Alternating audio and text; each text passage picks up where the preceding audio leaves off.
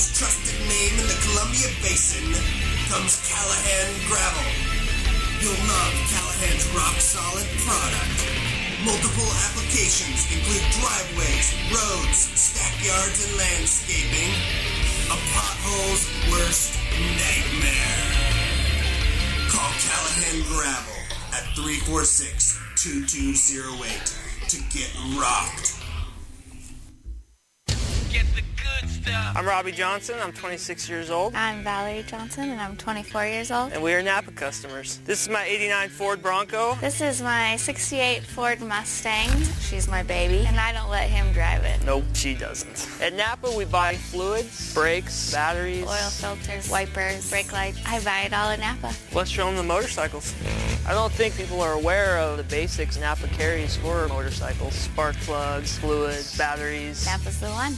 My name's Ron Robertson. I've been a Napa customer for about 40 years. Most of the things that I do are oil and air filter changes. Your engine's going to last a lot longer if you do the maintenance on it. This is my wife's 91 Cougar. This is our 98 Honda, 144,000 miles on it. This is our yard tractor. We've had it about 10, 12 years. I've always had good success with Napa products. They always have the parts that I need. Napa's the one. They got the good stuff. Napa, get the good stuff. Hard work, determination, team spirit. These are all qualities that put a winning team on the field, and the folks at Saddle Mountain Supply know something about a winning team. For over 30 years, Saddle Mountain Supply has worked hard to provide the highest level of service to the local community. They are determined to offer the best quality products at competitive prices, and they boast one of the top teams in the ag industry, ready to offer a helping hand or timely assistance. From bookwork to fieldwork, from accurate applications to reliable recommendations, Saddle Mountain Supply is committed to using the latest in technology and training to attend all your agronomic needs. Check out our website at www.performanceag.com for the latest in industry trends and market prices. Saddle Mountain Supply at performanceag.com. Quality you can count on, performance you can plan on.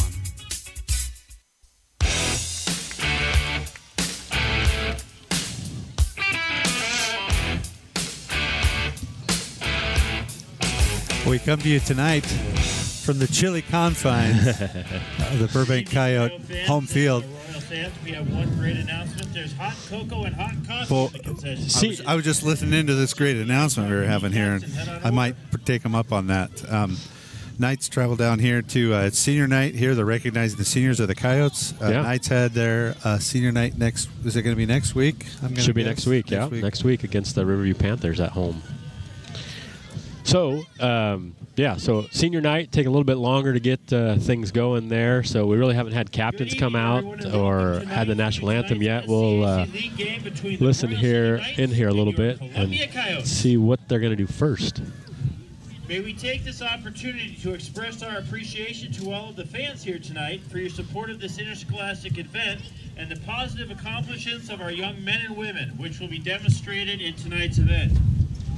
Additionally, on behalf of the faculty, staff, and student body of Columbia High School, the ideals of good sportsmanship are a major part of this contest, and each of us should make every effort to promote this goal. The cheerleaders tonight are carrying a flag that was flown in an A-10 over Afghanistan. Green Beret, Dan Main, brought it back for us. So that flag has seen some time over Afghanistan. What I'd like you to do right now is honor the colors of our country. Please stand at attention, remove your hats, and give the proper salute for the playing of our national anthem. Thank you very much.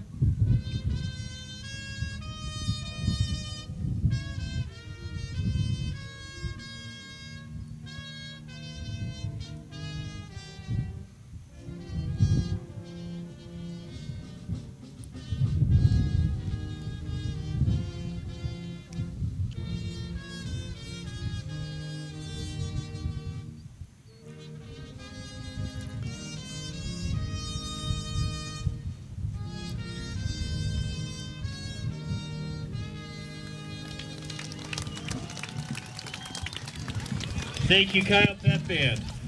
Well, looking along the sidelines of the Coyotes, I count 28 players for a home game. That's not a whole lot. And in fact, I got word yesterday that no JV.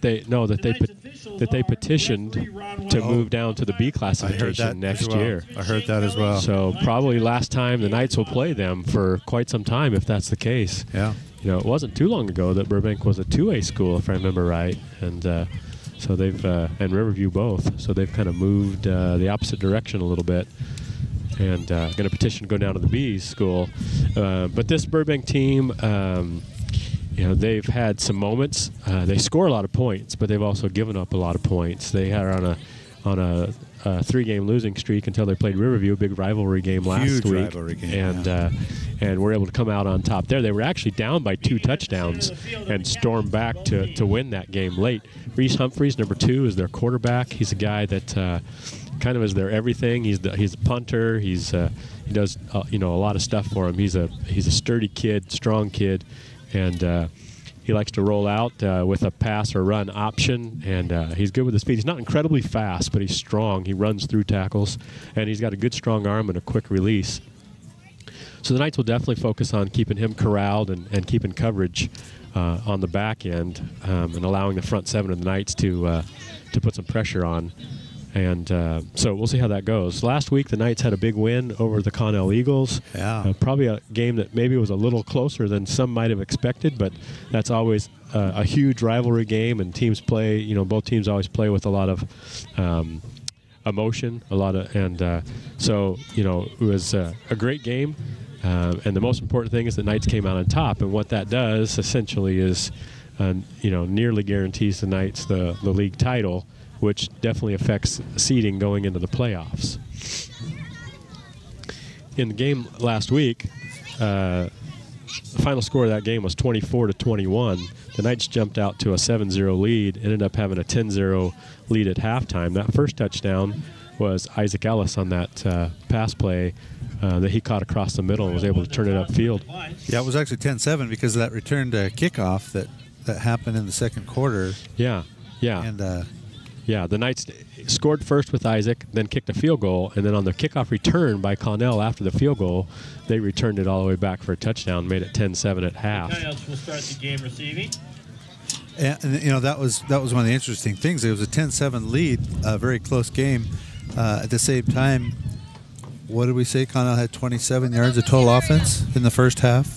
So the Knights held them in check on that order, right. Defensively. Yeah. But that one special teams kick return kept it a close game. Well, every time the Knights had a chance to kind of extend their lead, either a mistake or a big play by the Eagles would kind of thwart the game from getting separated a little more than it did. Ended up coming down to the very last play. Yeah, you're right. Corbin Christensen had a big 64-yard touchdown pass. And then shortly after that, the Eagles got a strip sack on Sawyer and returned it for a touchdown. Right. So it just seemed like every time the Knights were ready to seize the momentum of the game, Connell kept fighting. And that doesn't surprise anybody. No. But Connell is at College Place tonight, so they are going to be able to rest up a little bit. I heard a rumor that the quarterback for the Eagles is maybe has a long-term injury. But I haven't had any confirmation of that. It'd be interesting to know. That would change things up a little bit for them going forward. Yeah, I would say so. I would say so for sure.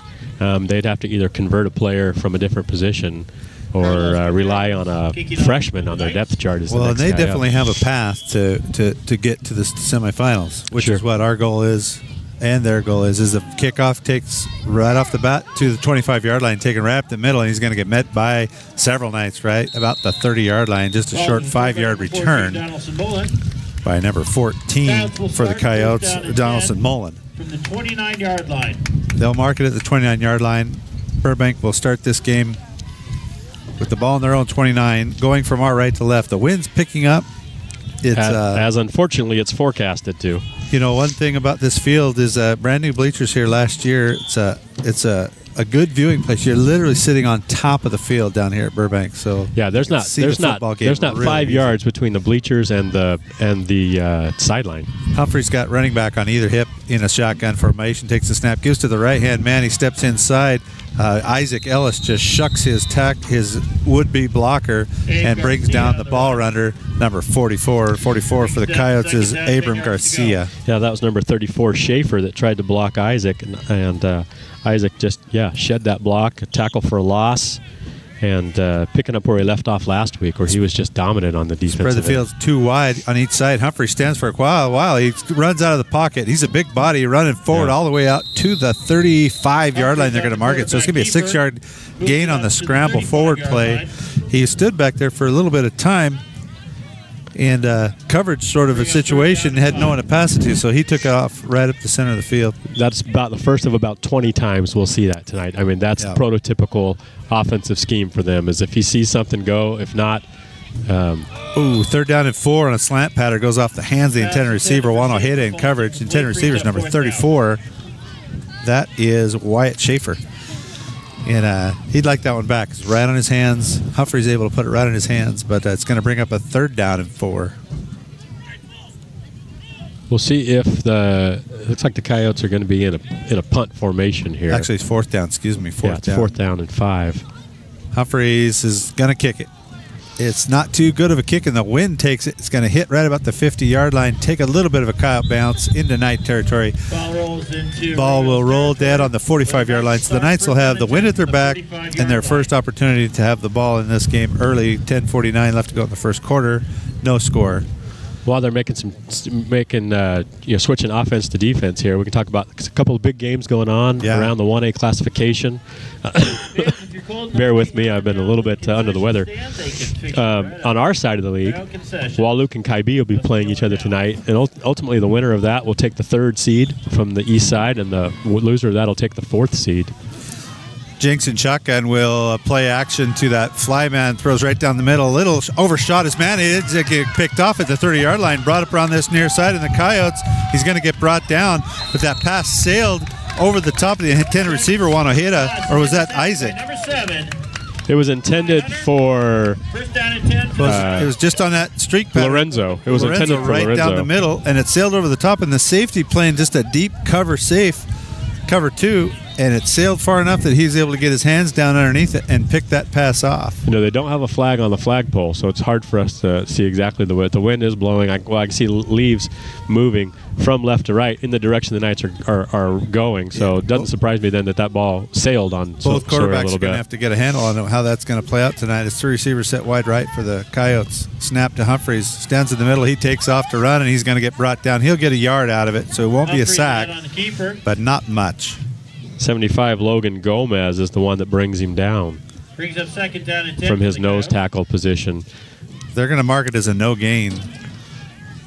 Running a no-huddle offense here are the Coyotes, trying to keep a high pace. 2nd down and 10. Humphreys takes that snap, gives to Garcia. He's brought down immediately by Logan Gomez. And also, is that 73, Micah Albert gets some defensive time. Yeah, I think what you're going to see, well, it was only one play of offense, so it's hard for me to confirm, but I think Logan is going to start at center tonight. Okay, give him some. And I think that Mike is going to play some defense instead. Sounds like a fun trade. Well, I don't know how Give that them was. both opportunities to get some time on the other side of the ball. It's pass complete out this near side across the 50-yard line. We'll see where they mark it. It looks like it's going to be pretty darn close to a 1st down where they needed 9. They might have got 9.5. It does move the change for a 1st down for the Coyotes. Gets the ball into Knight territory down to the Royal Knight 46-yard line. So just a quick out pass to the short side of the field along the Burbank sideline. Receiver's able to turn up field. Juan Ojeda finally is the one that tackles him along the sideline. Israel Garcia. There's 2 Garcia. We don't know if they're brothers or cousins, but they play a big part in this Coyote offense. Give to Garcia, the running back, right up the middle. Not going to get much. It's going to be 24. CJ Quintero is going to be the first guy to get to him, but he had a lot of help there. It's going to be a no gain. Ball going to be spotted again on the 46-yard line. 9 minutes and 23 seconds left in the first quarter. The Knights only had one offensive play. It was an interception, a ball that sailed on Sawyer Jinks over the top of the intended target, and the safety playing way deep center field was able to come up and make that interception. This is the second possession of the Burbank Coyotes. 3 receivers wide right. Humphreys will again hand to Garcia. He weaves in and out, gets about back to the what's that, the 45-yard line, crosses the 45 into the 44-yard line. Looks like maybe a 2-yard gain, 3-yard gain, 3rd down and 7. Micah Albert from defensive tackle position is the one that gets around his legs.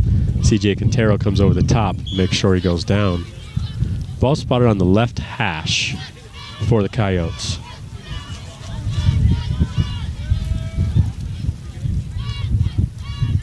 Humphrey's taking his time. They're finally going to get the play started. He's moving some guys around, stays in that shotgun, looks to throw, does on the left side on the comeback, and falls incomplete. Humphrey's pass to Devin Martin falls incomplete, brings up 4th down. 4th down and 7 coming up. Yeah, that's a tough pass throwing into the wind, throwing that comeback route. It's got to stay low and tight to the hip of the receiver. He's going to bring up 4th down, and we'll see what the Coyotes, now that they're in Royal territory, it looks like they're going to go for it. Yeah, they're not even going to line up in any sort of punt formation. They're just going to see what they can get. Runs quick sprint out to the right. Does throw it, and it's knocked down by Juan Ojeda. Falls incomplete. Pass intended for number 34, Wyatt Schaefer. And the ball will be taken over by the Knights on their own. Well, wait till they spot it. 44-yard line looks like where they'll put it.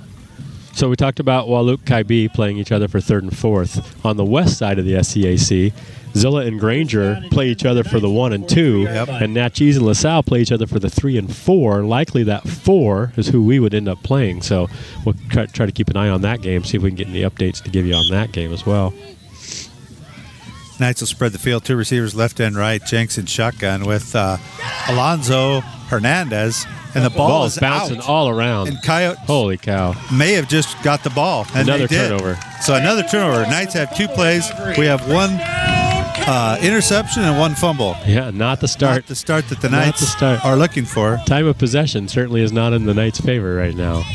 As that was a shotgun snap, and Sawyer, as he went to hand it off, just kind of was juggling it a little bit, and it bounced around, and then it looked like one of the Knights was going to fall on it. Yeah, and then it popped up in the air, 2 feet up in the air, and eventually a Coyote fell on it. So it's going to improve field position for Burbank. They're going to go from the 44 down to the 41-yard line of the Knights. They pick up 3 yards on the turnover.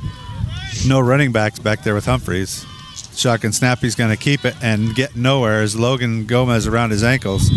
And the rest of the Knights converge. He's maybe going to get back to the original line of scrimmage. Yeah, C.J. Quintero and Logan Gomez definitely working well together on that designed quarterback run. That time they didn't even disguise it as a potential pass. It was just a straight quarterback run with no running back in the backfield, no play action or anything. Garcia back to the left of Humphreys. It's actually not Garcia, it's number 20, and the handoff is to him. He gets nothing. It's Jacob DeBoard. Isaac drop for a loss. Yeah, Isaac Ellis, that's his 2nd tackle, and they're both been tackles for loss as he comes from that defensive end / outside linebacker position across the back of the line of scrimmage and brings a runner down. Humphreys steps forward, steps out of a little bit of trouble. He's going to get back to maybe where the ball was before, still short of the original line of scrimmage to bring up a 4th down play. It's going to be 4th down and a long 10. Logan Gomez again. I've already got Logan down for 4 tackles. I don't think they have anybody up front that can fend him off. He's a big boy, 5'11", 265, low center of gravity, and he's been all that they can handle up front. They're still going to line up and go for a play here with the ball at the 41-yard line.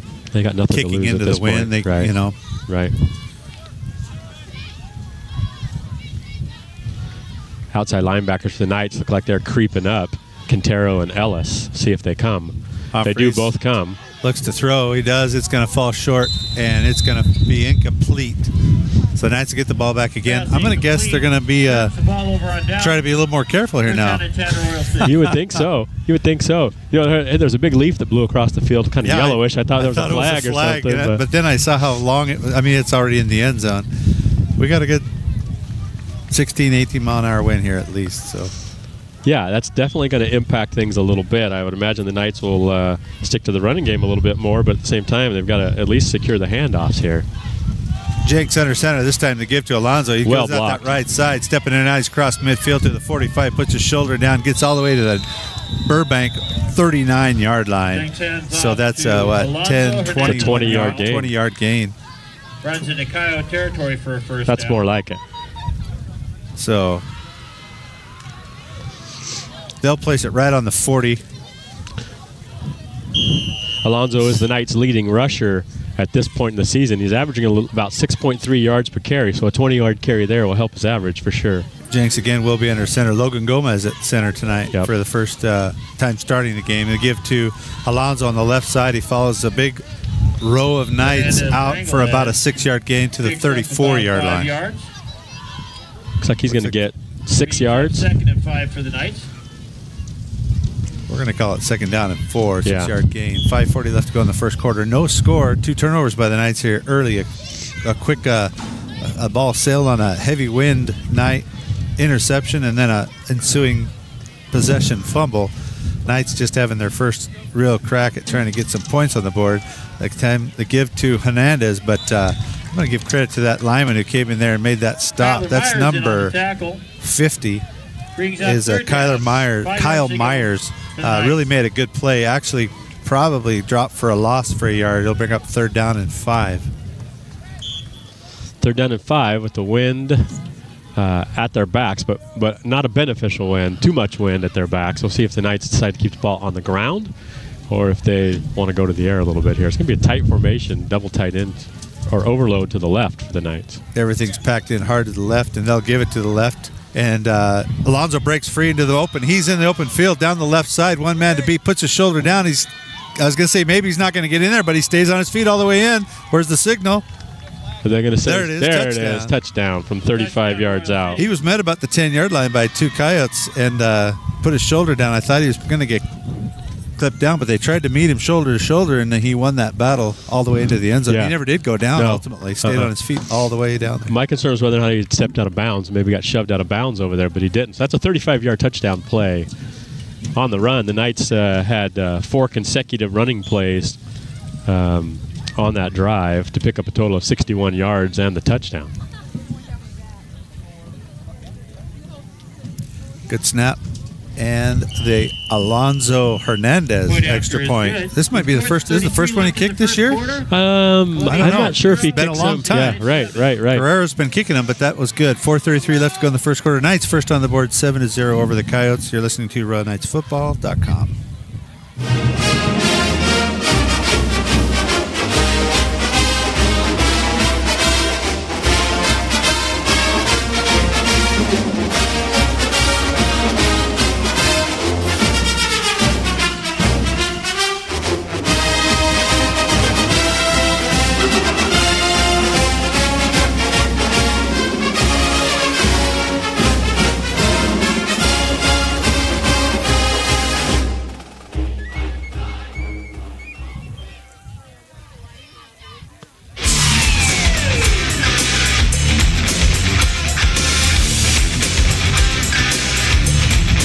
CJ Quintero set to kick with the wind at his back. We'll see how far that ends up. And the ball falls off the tee. The wind is heavy enough that's what we got deal with tonight on the Knights. Someone's going to have to go hold it. On the Knights turf field, we were reffing a Grid Kids game the other night, and the ball would just roll right down the field. There's no real grass to hold it there on that turf.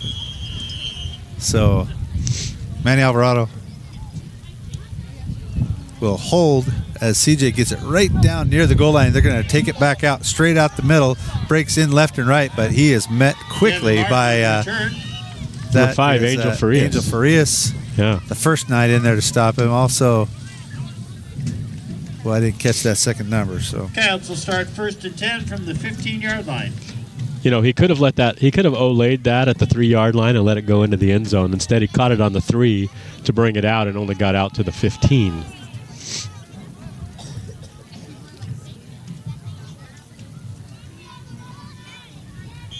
Humphrey's going to be in shotgun with a running back on either side. 2 receivers to the left, 1 to the right. Knights creeping up Look like they may bring pressure. It's a low snap. Humphrey's going to pick it up and try to just make something out of it. He's strong enough that he gets to the line of scrimmage, and maybe, and I think he's just going to barely get back to the line of scrimmage. Gain brings up 2nd down and 10. Rams Gonzalez, one of the Knights, in on that stop. But yeah, just a low snap, and Humphreys had no time to do anything except for just kind of trudge forward, see what he could get. He'll have receivers on either side of him in shotgun. Knights bringing pressure again. Directly to him. He runs straight forward. He's going to get right out to the 15-yard line. He might, I was going to say he might gain a little bit of yards, but I'm not sure. We'll see where the yard marker puts it. Again, Logan Gomez with his 5th tackle already in the first quarter, as they have no answer for him and his low center of gravity.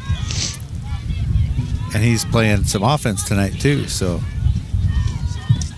Yeah, he's been playing. He was slated to be the center until Micah Alberts moved to Royal. Mike has been doing the job up to this point, but Logan's being called on to do it tonight. Handoff to the running back. I didn't catch which number that was, but he's going to get dropped for a pretty good loss, maybe 3 yards. I think that was number 44, Garcia. Rams Gonzalez again on that stop amongst a few other guys. This could be a tough position for the Coyotes, having to kick into a stiff win of the ball on their own 13-yard line. Yeah, we'll see what Humphreys can do here. Well, both teams like to throw the ball, but the Coyotes don't have the same running attack that the Knights can. Good job by Humphreys, but it's picked up by Corbin right about his own the 40-yard line. Steps in and out, and we got a flag flown on the far side. Flag on the play. So we're going to have probably an illegal block on the Knights. Pretty blatant block in the back. Blatant enough that I feel like calling the number out. But I won't. In the exuberance of these opportunities to play on special teams, sometimes it's just like meat hanging from a hook for some of these guys. They just got to. Penalty's thrown on the 24-yard line, so it'll move it back out to the 34-yard line. Ball back. So Knights will have the ball. First down and 10 from the Burbank 34-yard line. 2:34 left to go in the first quarter. Knights lead 7-0. Alonzo Hernandez already has 4 carries and 61 yards, and with this wind, the running game could have a big game tonight for the Knights.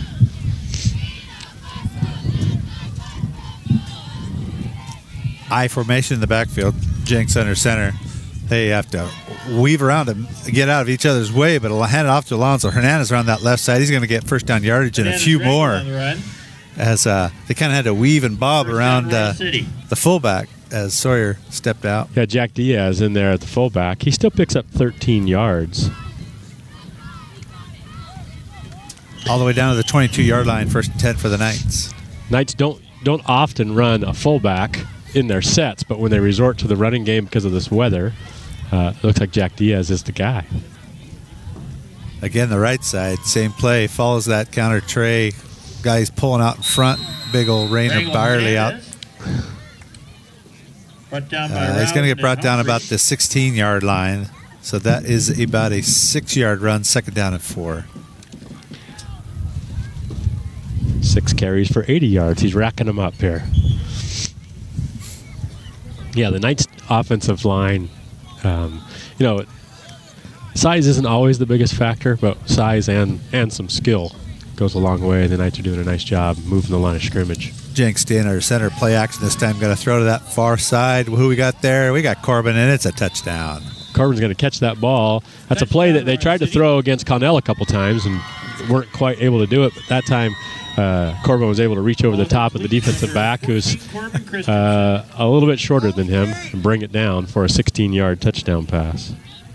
If there was a little nonchalance in my call, there was a little nonchalance in the play there, as Corbin just kind of stands up and just catches it. He just makes it look so easy on that to fade to the corner. And I think that's the mark of a really good player.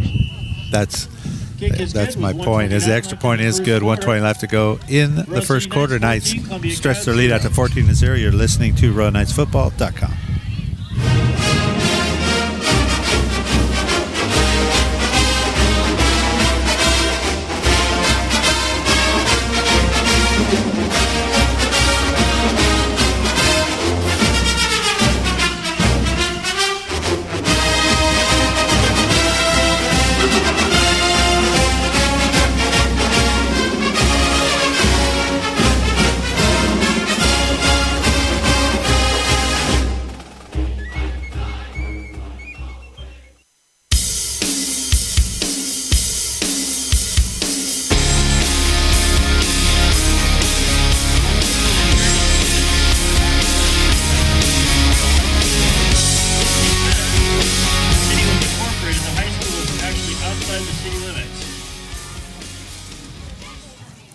I missed the Royal tidbit. What was that?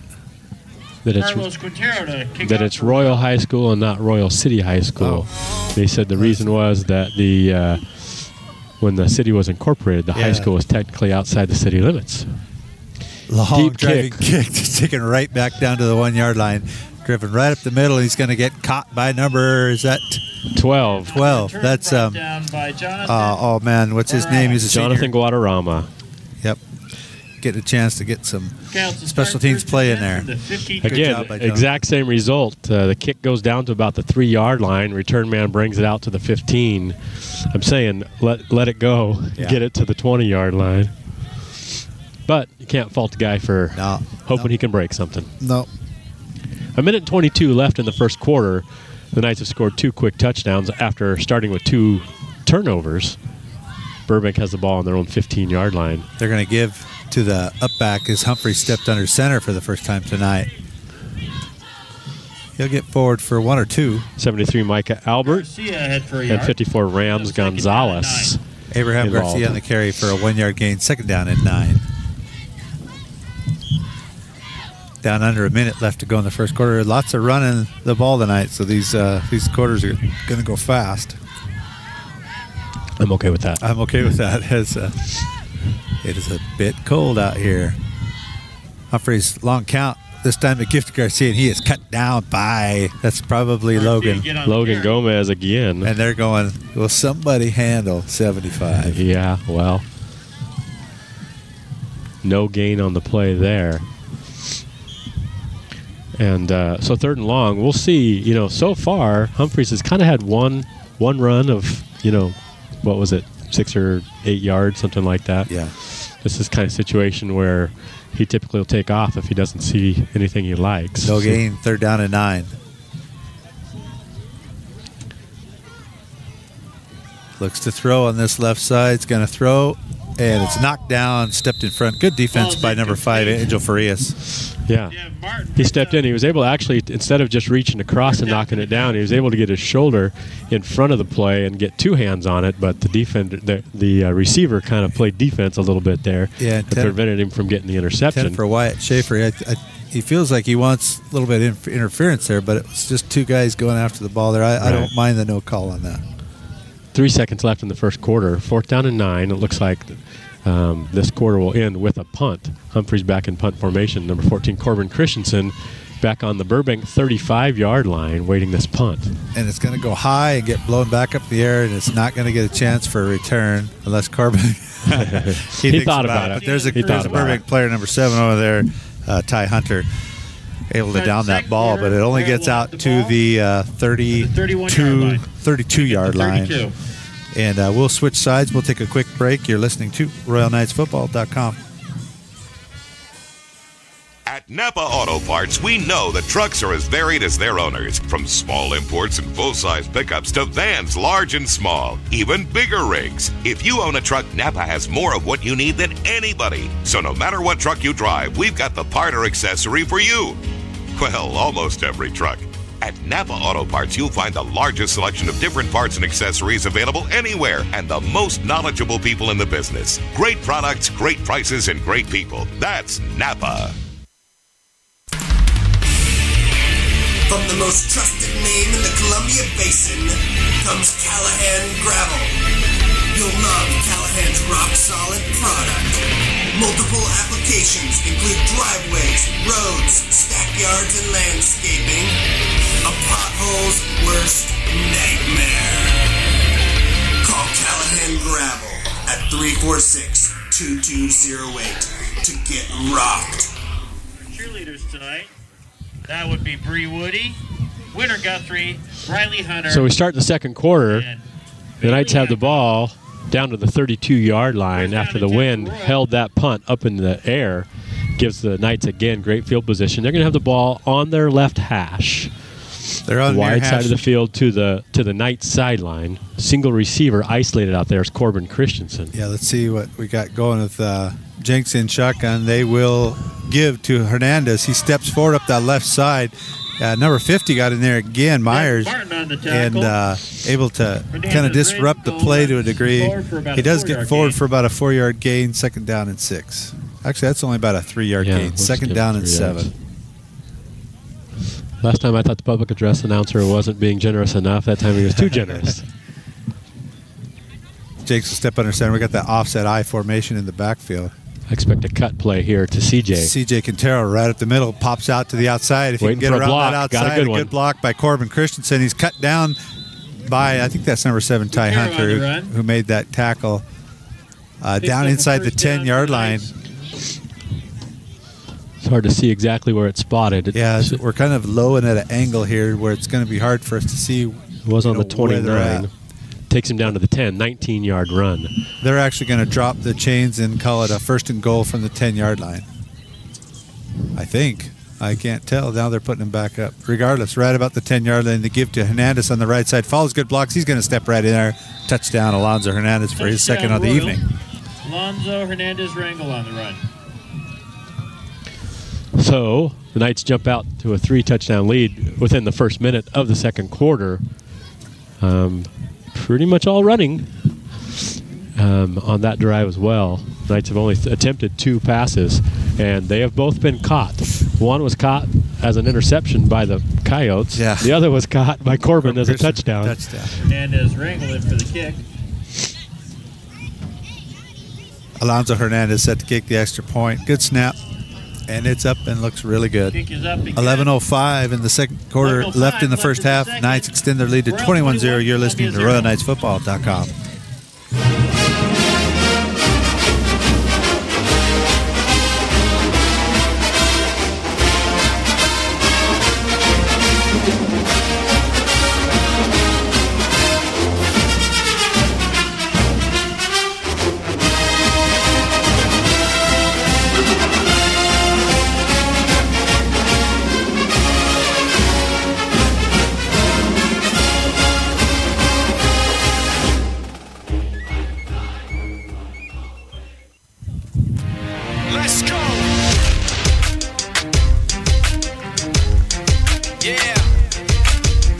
11:05 left to go in the first quarter, or the first half, excuse me. Knights lead 21-0. CJ Quintero again set to kick off. This time from our right to left. This time he's going to have to kick into that wind. If he hangs that up too high, this wind's enough that it just stops it dead in the air. So we'll see what CJ is able to do here from his own 40-yard line. I wouldn't be surprised if they kick the top end of this ball and just try to get it to bounce down the field best they can. Just got a text from my nephew, new dad. It says the newest Knight fans listening in, little Andy Albertson. All right. Congratulations to Mark and Joy. Got to start them out right. Then the first 72 hours, they got to have a dose of Royal Knights football. Well, you know, he still gets that ball down inside the 20 to the 15. Great kick as number 14 twists and tries to get up that middle, but he's wrestled down. I didn't see who that was by. 43 Jack Diaz. Mullen on the return. First down and it looked like 43 Jack Diaz was the one that wrestled him down. It's going to be out to the 21-yard line. Mullen, just a freshman, but he has lots of speed, and they've got him out there on the 21-yard the return. First down and 10.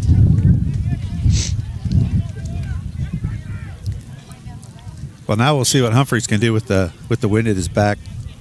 You know, it's a pass-happy offense, so perhaps he can get the ball a little bit more on target here, going this direction from our left to right. As he does look to throw it, he's going to get brought down. No, he doesn't get brought down. He gets the ball out, but it's ended up getting out of the hands of Garcia. And he's going to tell him, you catch that one. I worked that hard to get that ball because I had him in the dirt just about, and he got that ball off right on target. Well, and second down and 10. Yeah. That shows you his strength, his lower body strength. He had 3 Knights kind of draped around him.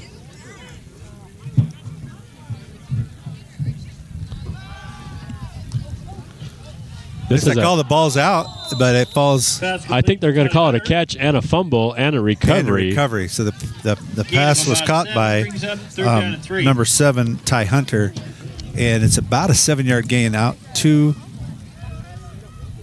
third down and about 3. The ball at about the 26-yard line.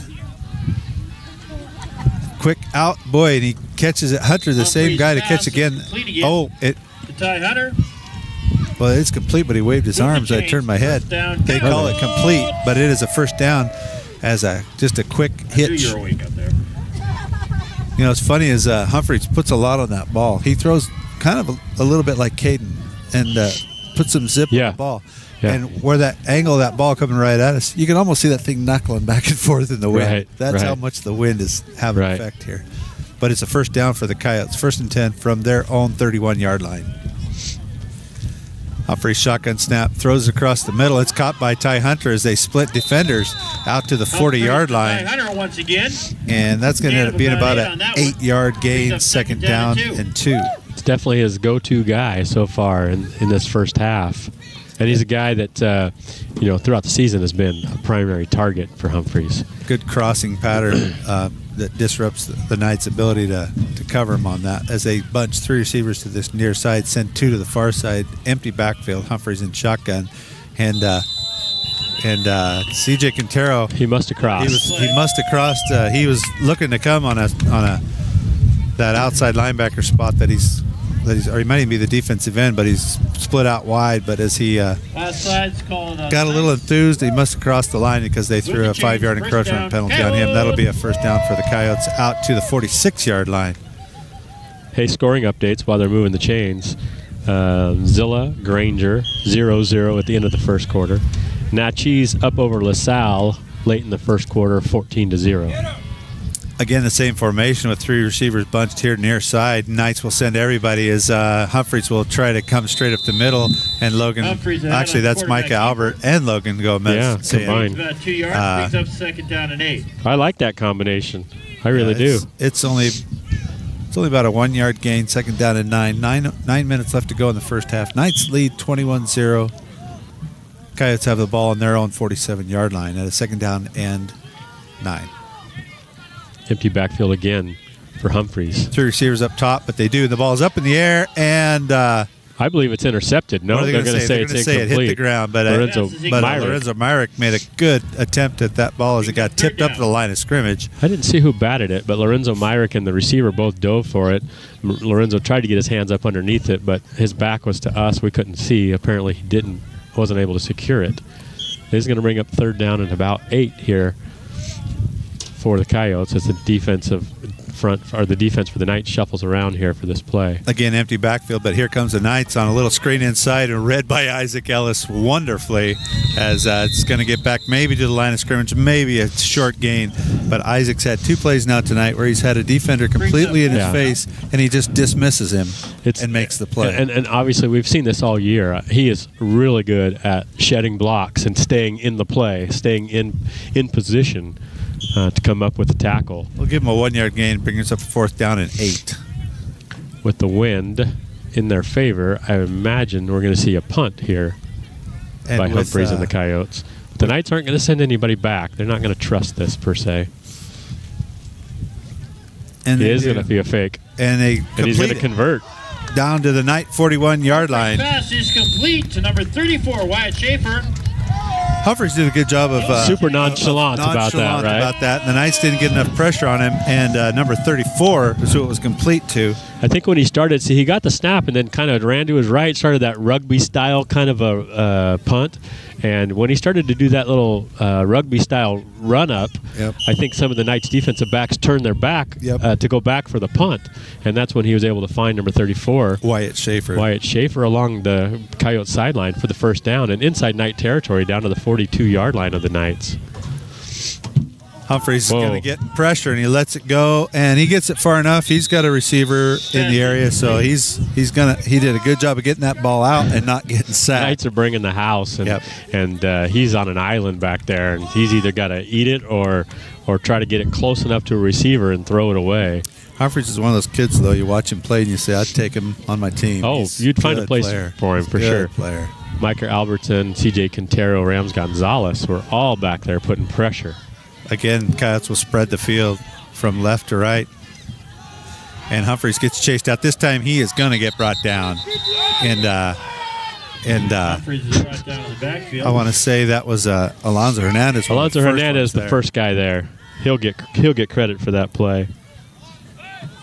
Yeah, we got the crowd upset about something. I don't know if they thought he was pulling on the legs or what the issue was, but a big sack. That's about a 8-yard loss. loss back to midfield on the 50. So it'll be 3rd down and 18.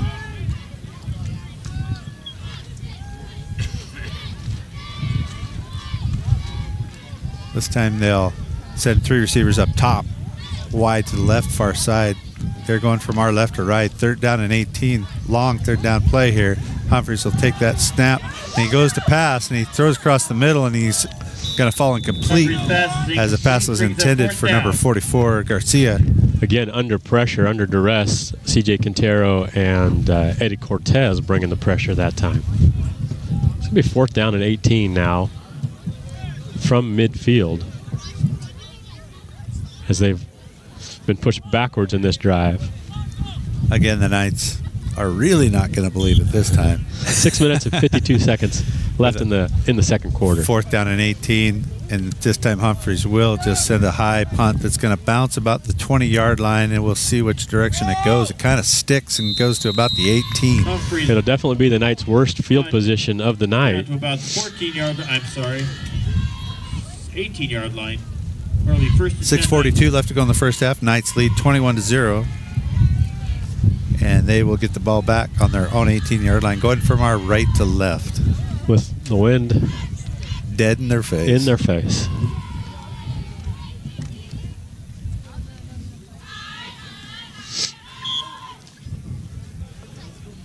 Coyotes primarily have 3 down linemen, but they usually bring 5 or 6. Motion from left to right by Angel Farias. They do give to him around that right side.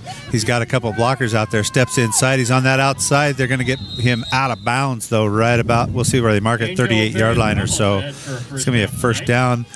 What is that, about 20-yard gain? It was the 18-yard line. They're going to mark it on the 38-yard line, so that is a 20-yard gain by Angel Farias. Good blocking on the edge to allow him to get to that sideline before the safeties come across and able to drive him out of bounds.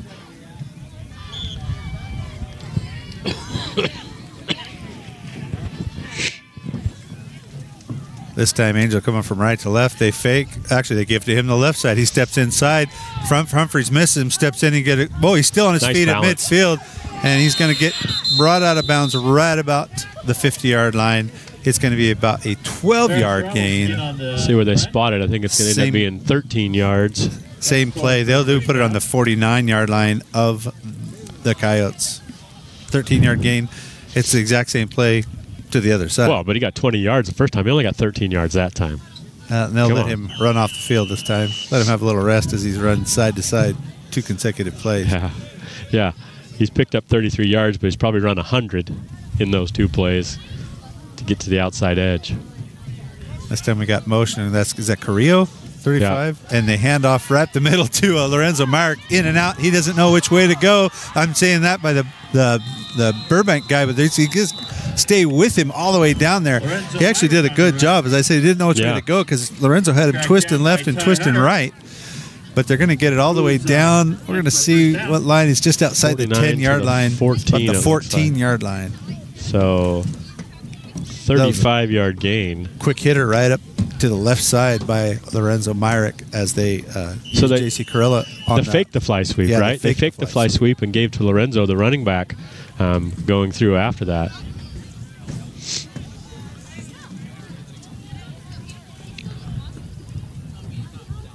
Jenks shotgun has Myrick to his left. They will give to Myrick as he's follow blockers, steps inside the would-be tacklers. He's on his feet still. Where are they going to mark it? Touchdown. And they do say touchdown by Lorenzo Myrick on that right side, followed by the right side of that offensive line. Good job blocking. Yeah, his first rushing touchdown of the night. He's the second leading rusher for the Knights. And just on 2 carries, he's up to 49 yards. Had essentially those last 2 carries started from the 49-yard line, that first down, and then those 2 carries all the way into the end zone. Good snap. And that extra point, I think it's going to be good. It floats through there, but the wind is tossing it to the right as it goes through. It's good. 5:28 left to go in the first half. Knights lead 28-0. You're listening to RoyalKnightsFootball.com.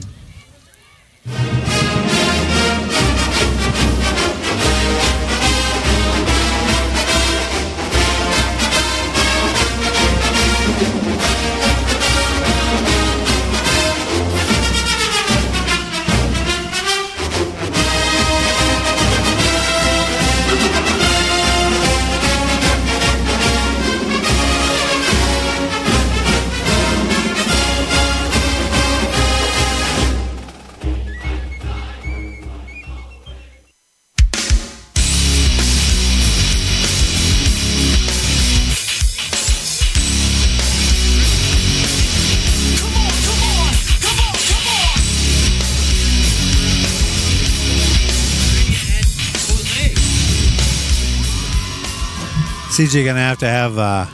Good job cheering your team on. Well, no, he's gonna trust that that's not gonna blow off the tee.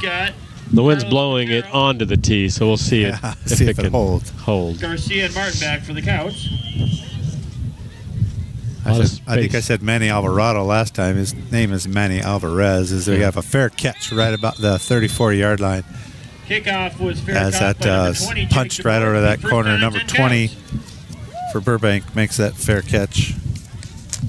It's going to be right on the 35-yard line either way. Jacob probably would have been out of bounds, but he caught it on the 35-yard line with a fair catch, so it's the same result either way. 5 minutes and 28 seconds left in the half.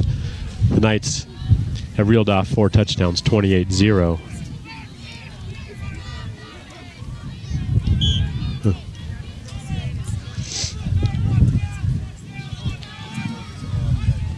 Humphreys has running backs on either side of him, and they will give to DeBoard around that left side. He might get back to the original line of scrimmage. They went to that short side of the field. The Knights stopped him right about the line of scrimmage. No gains, 2nd down and 10. Looks like Lorenzo Myrick, the primary tackler on that play.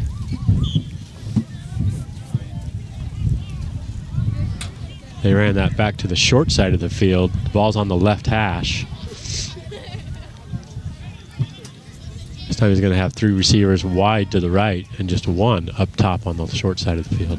He still has Garcia off to his left, but he is looking to throw, and he's getting flushed out. He's still on his feet, puts a big stiff arm down. He's all the way out to midfield, and he's going to get brought down by Isaac Ellis, who sees that's a big boy running. Yeah. I'm going to take him low. Yeah. And knocks him down just into night territory. So Humphreys has the biggest rushing yards on the night. How many yards did that end up being? I didn't see where the line was. From the 35, right? From the 35 down to the 47, so 18 yards. 18 yards. So that's what we know he can do. And a couple Knights had shots at him, didn't bring him down, didn't wrap him up.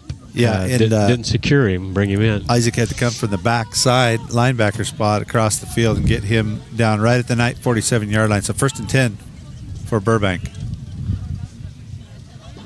Knights trying to decide whether to bother disguising their blitz from the outside. Long snap count as they're going to give to the running back, and he's going to get stopped short of the line of scrimmage. 73, Micah Albert. And 34, Alonzo Hernandez get up off the bottom of that pile. And Knights pleading their case with the referee. There's a little bit of pushing and shoving on that last play. Alonzo's talking Logan down here just a little bit. Coyotes aren't in a big hurry here. They're letting that clock roll. 2nd down and 9 from the Knights' 47-yard line. Low snap falls out of his hands. He has to let it go early. And boy, great play by Corbin to step in front of that pass intended to Hunter. And yeah, it looked like Hunter had the inside track for that ball, but Corbin dove back and broke it up. As again, Humphreys is under pressure, but able to step through it enough to get the ball off. 3rd down and 10. Or they got it at 9. I don't know how that happened. Humphreys is going to roll out to his left, and he does throw it up high, looking for whoever's going to get it. And number 5, Angel Farias, is going to catch it. Interception all the way down inside the 25. They'll mark it at the 24-yard line. As Humphrey kind of put it up there for it floated jump ball, and it floated a little long. And the receiver, the intended receiver, Angel's over 6 foot. The receiver wasn't. And he reached up and grabbed that ball and was able to. It looked like he was the receiver as he kind of tiptoed the sideline to make sure he stayed in bounds before, that he secured the ball before he went out of bounds. Knights going to have the ball now on the 24-yard line, on their own 24-yard line, with a 28-0 lead and 3 minutes and 16 seconds left in the first half.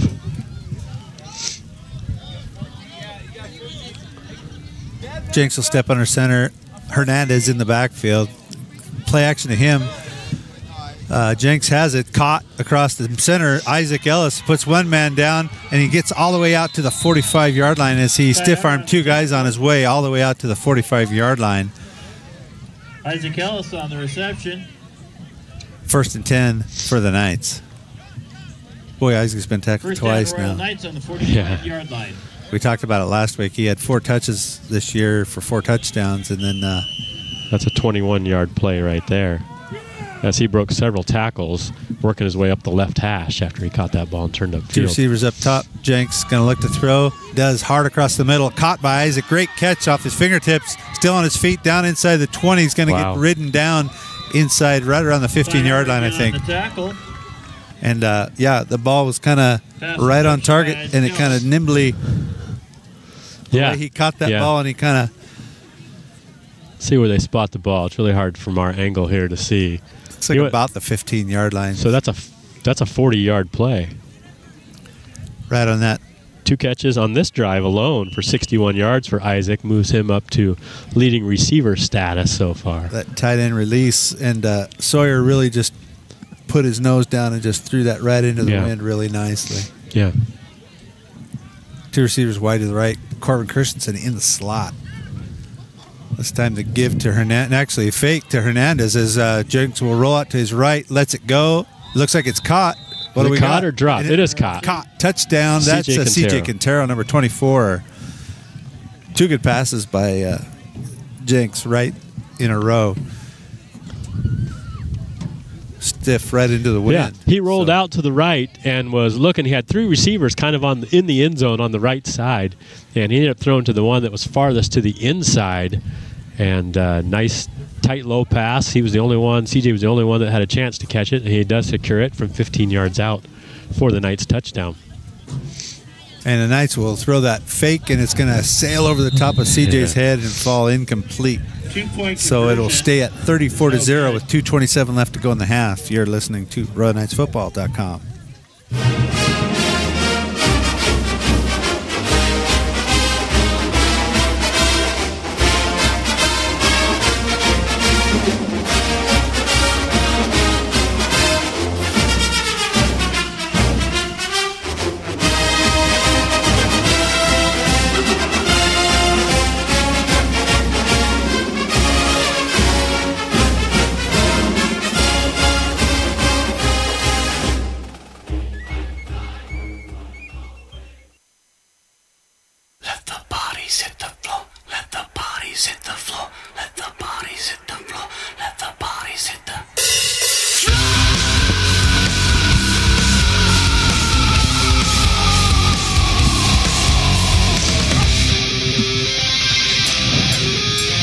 I still say one of the top bumpers in it's awesome. Football. It's awesome.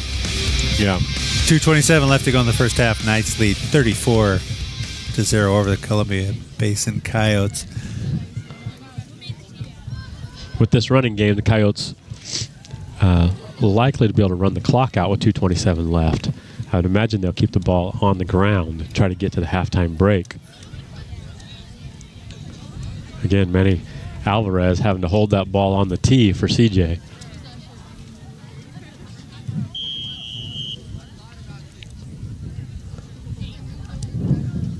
Kind of a driving kick, right, taken about the 25-yard line by Mullen, and that Mullen on the return, and he gets out to about the 35. 10 Coyotes. Jack Diaz is going to come up with that special team tackle.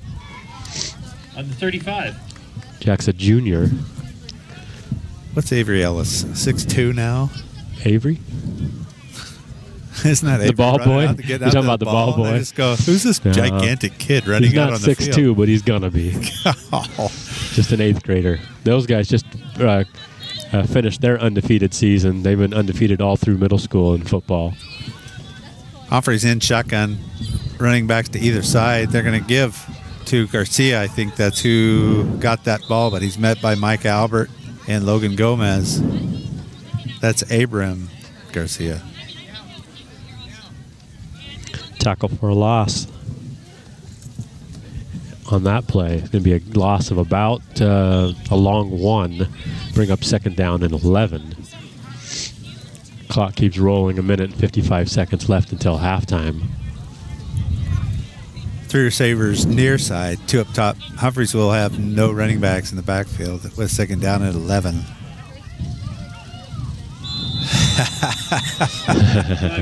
I'm laughing because Well, the Knights are going to end up having an encroachment penalty likely. And they had, I don't know, I hope they had at least 3 guys still not going in. I don't know. It looked like 8 guys were. We can laugh. Coaching staff probably not laughing. They're probably not very happy about it. That's twice so far in this game that Humphreys has been able to pick up a free 5 yards with a hard count against the Knights without moving the clock. Second down at about 6 as they're going to throw that ball up. Oh, and it's knocked Nearly down. Intercepted. Alonzo Hernandez. They tried to do that little, well, Humphreys had pressure from Isaac Ellis, and he tried to throw it over the top of all the pressure for a little screen. Now, number 50 is who that ball was headed for, so I didn't see if there was somebody actually eligible. You know, I didn't see that either, to be honest with you. But Alonzo Hernandez nearly intercepted it. That does stop the clock on that incomplete pass. Going to bring up third down and about 6 with 1 minute and 27 seconds left in the half. Coach Scroggins, defensive coordinator over there, getting pretty excited. And Humphreys is met at the line of scrimmage, but he breaks some tackles, but he's going to get out to a first down as Angel Farias is going to have to bring him down. As Knights had plenty of shots at him, and that big body Humphreys breaks some tackles and gets out to the 47-yard line, 1st and 10 for the Coyotes. As they get the chain set again, they'll start that clock at 1 minute 17 left to go in the first half. Humphreys sprinting out to his right to avoid the pressure. He's going to just run, and he's going to get knocked out of bounds right about the 33-yard line. Big pickup above about 15 yards, and that will stop the clock at 1 minute and 4 into Knight territory, well into Knight territory to the 30.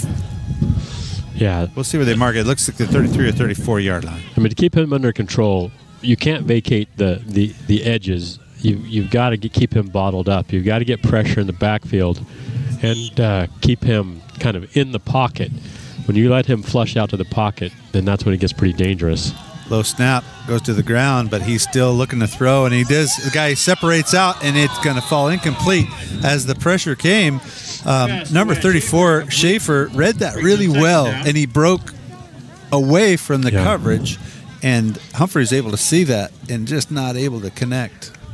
It was a decently thrown ball. It floated around a little bit. The receiver had to turn around a little bit to try to find it, but he was behind the coverage as the Knights came up a little bit on Humphreys kind of faking that run, a little Tim Tebow-esque. You can see how they've scored against good teams this year. Yeah.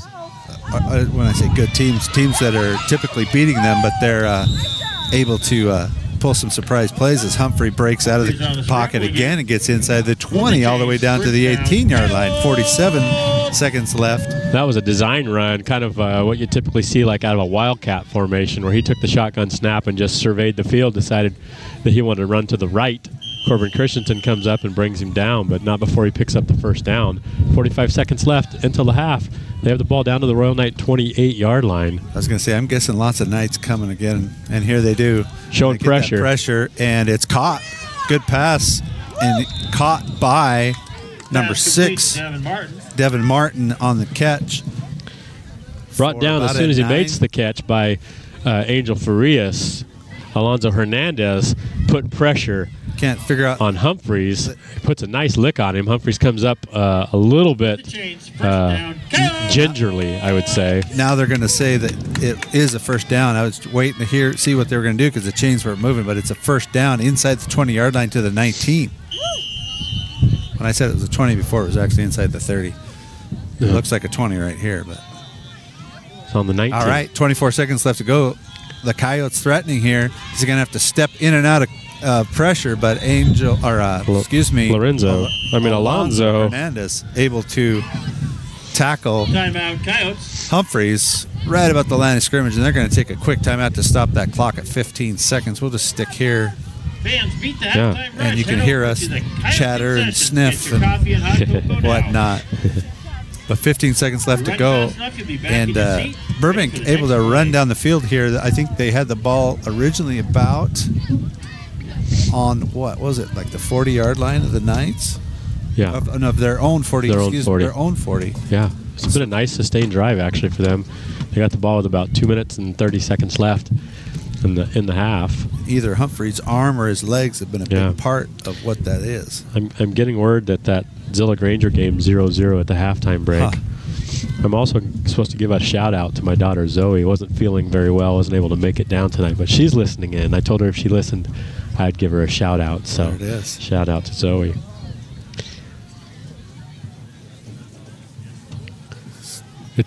We've got one more volleyball game to take it to them. Yeah, we do. We have one more volleyball game.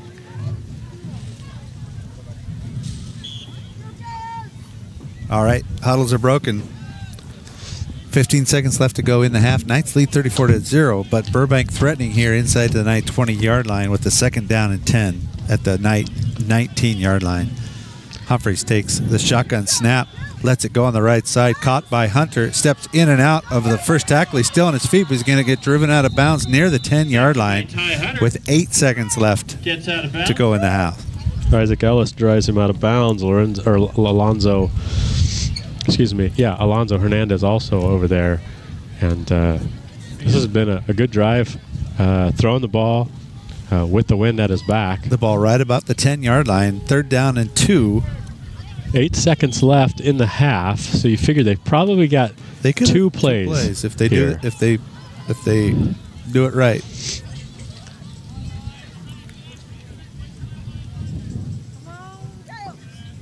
Humphreys on his own in the backfield, and the Knights are going to jump again. And boy, they're going to get in some deep trouble here when it's time to review film on that. I don't know if it's a hard count. It doesn't matter. That's going to roll the ball's it right in there in front halfway of them. to the goal line. That's going to move it right down to the 5-yard line, which is a different circumstance here. That's one where the run is just as much of an option here as the pass. Right, and you better watch. They have timeouts left, so empty backfield. I would expect to see Humphreys throw the ball.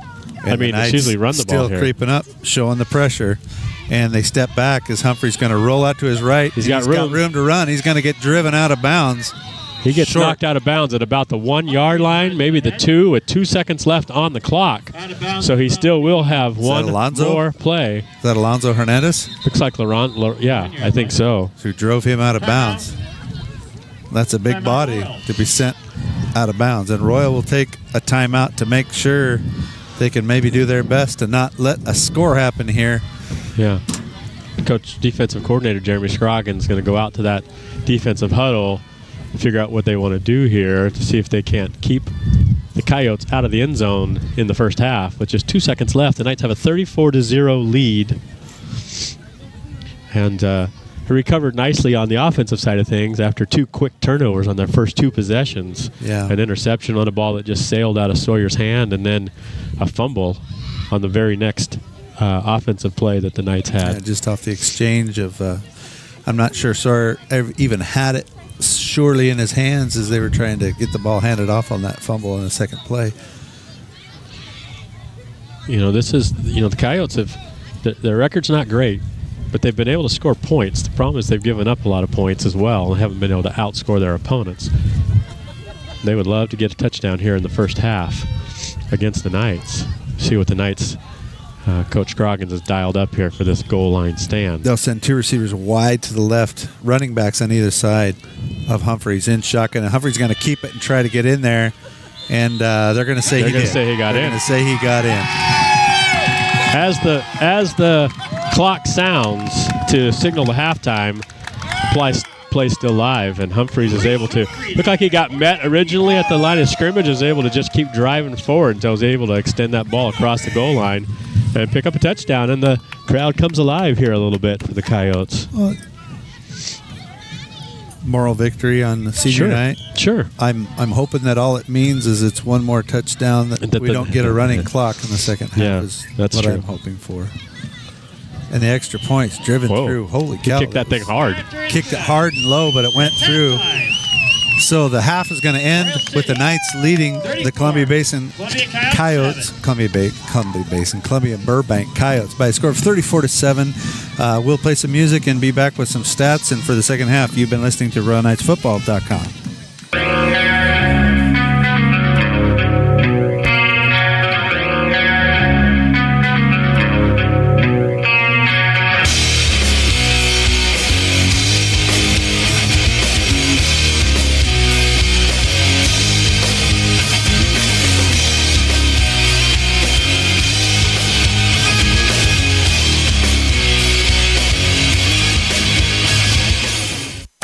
It takes more than just the ability to make good furniture to become the #1 selling brand of home furniture in North America. It takes quality, style, selection, and service. These are the 4 cornerstones you'll find in Ashley Furniture and available at Easy Home Furnishings. Offering financing OAC, rent to own with no credit checks and no credit hassles. It's so easy to shop at Easy Home Furnishings, 900 East Broadway in Moses Lake. Easy Home Furnishings, making it easy for you.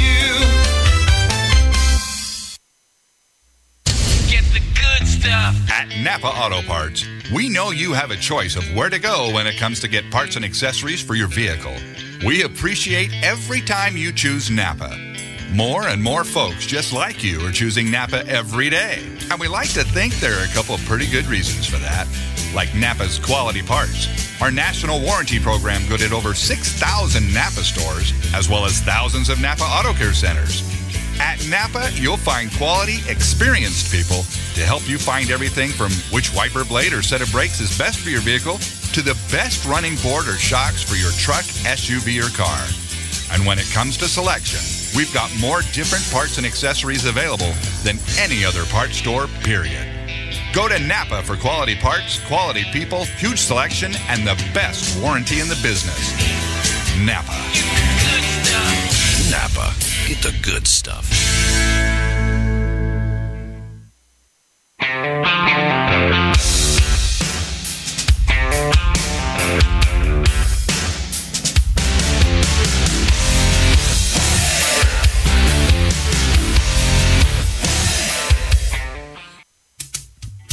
Hard work, determination, team spirit. These are all qualities that put a winning team on the field. And the folks at Saddle Mountain Supply know something about a winning team. For over 30 years, Saddle Mountain Supply has worked hard to provide the highest level of service to the local community.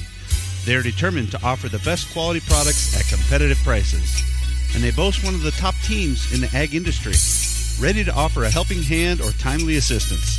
From bookwork to fieldwork, from accurate applications to reliable recommendations, Saddle Mountain Supply is committed to using the latest in technology and training to attend all your agronomic needs.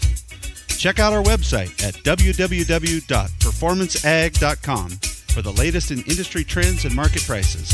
Saddle Mountain Supply at performanceag.com. Quality you can count on, performance you can plan on.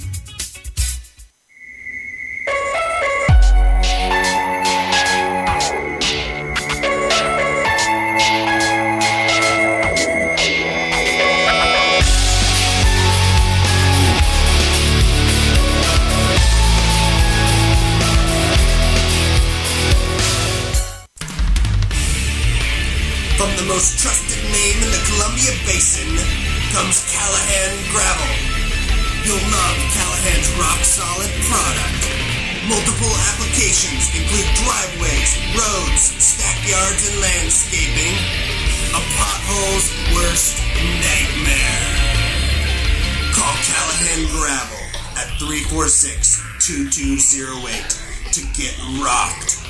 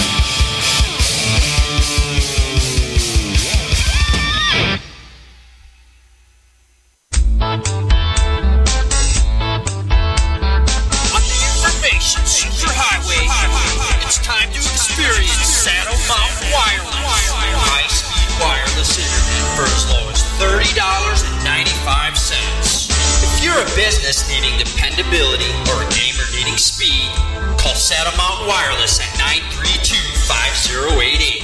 Saddle Mountain Wireless, 932-5088. Super fast internet is here.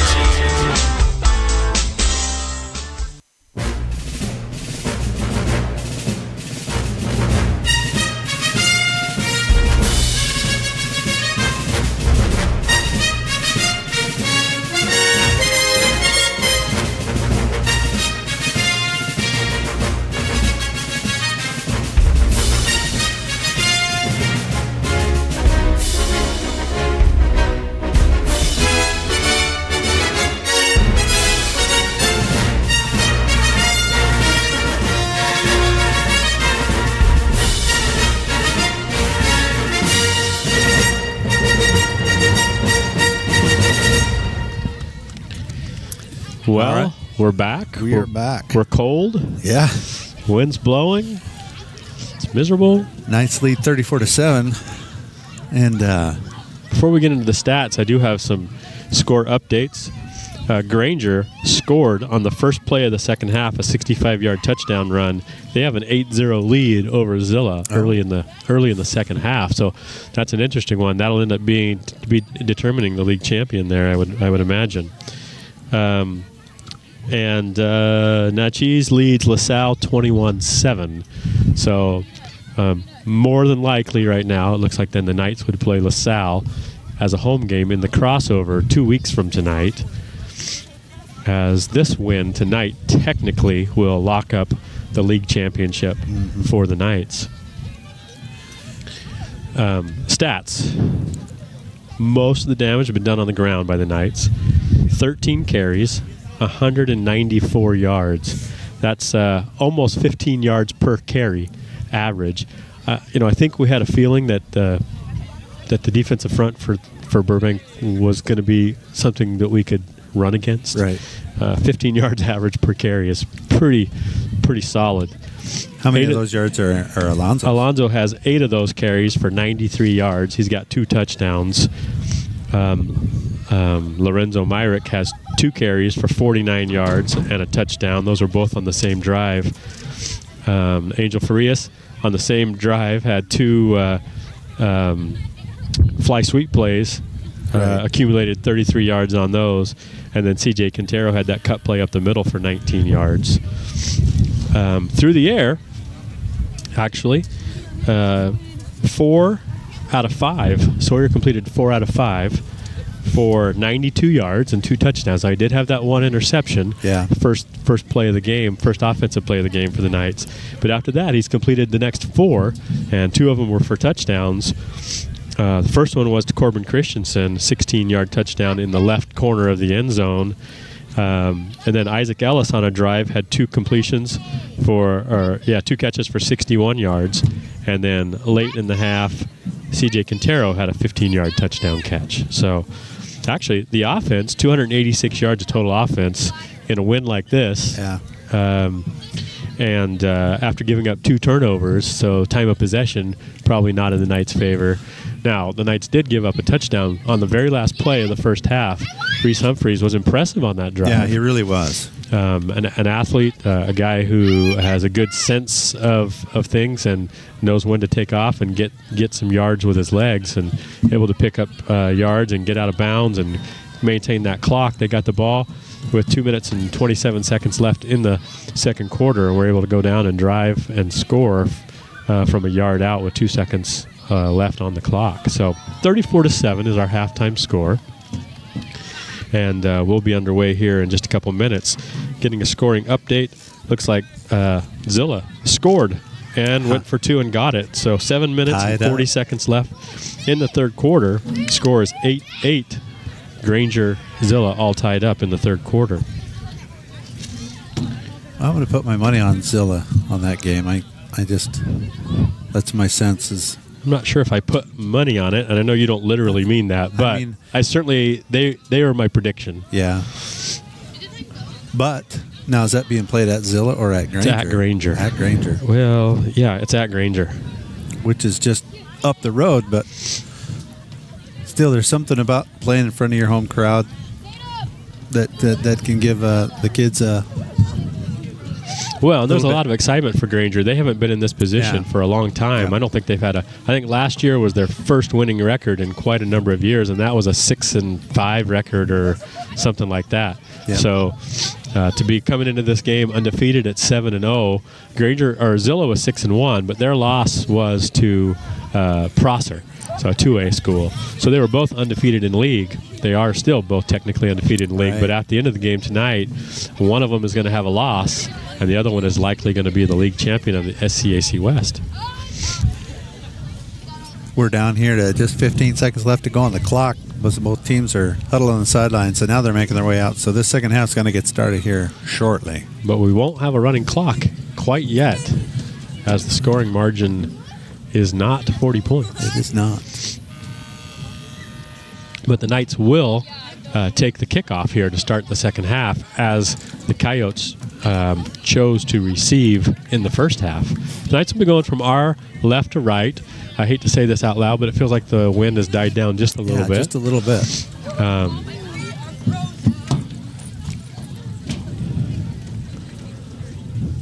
Knights will have Angel Farias and Lorenzo Myrick back deep.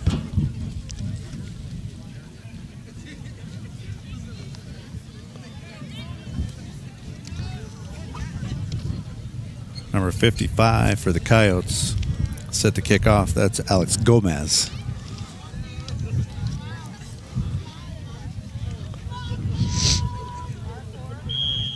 And there's the whistle. So this second half will get underway. Gomez is going to onside it, and it's going to be taken by CJ Quintero right at midfield. They'll mark it at actually the Knight 48-yard line. First down and 10 from the 48-yard line. I almost think that the Knights halfway expected that. And CJ Quintero has proven to be one of the most sure-handed front guys on onside kick throughout his playing career for the Knights. Back in the old days when I played, all the meets were up on the front line. There was no such thing as a hands line, it seemed like. No hands teams, huh? It just didn't seem like that was... Just got chewed out when you didn't get the onside kick. Yeah. We're going to have a flag fly on the first play. It was more fun that way. You know, it was more fun that way. I got somebody to be frustrated with. False start on the Knights to start their first possession of the second half. So instead of first down 10, it'll roll it back to the 44-yard line. First down at 15.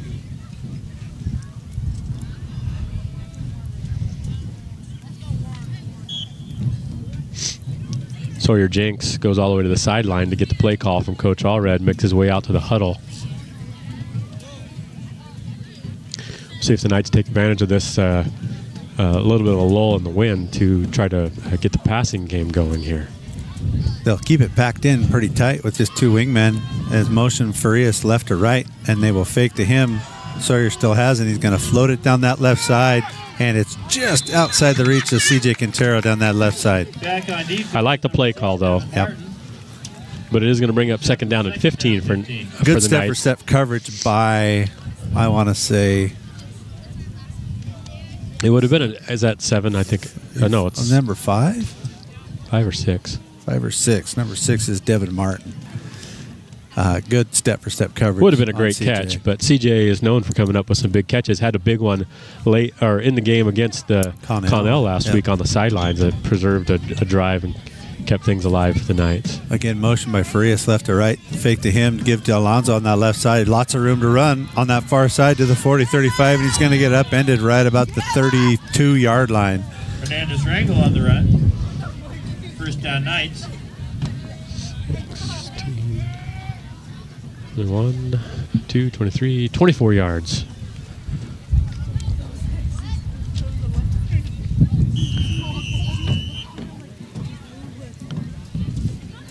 That puts him over the 100-yard mark, 9 carries for 117 yards on his first carry of the second half. First and 10 for the Knights on the Burbank 32-yard line.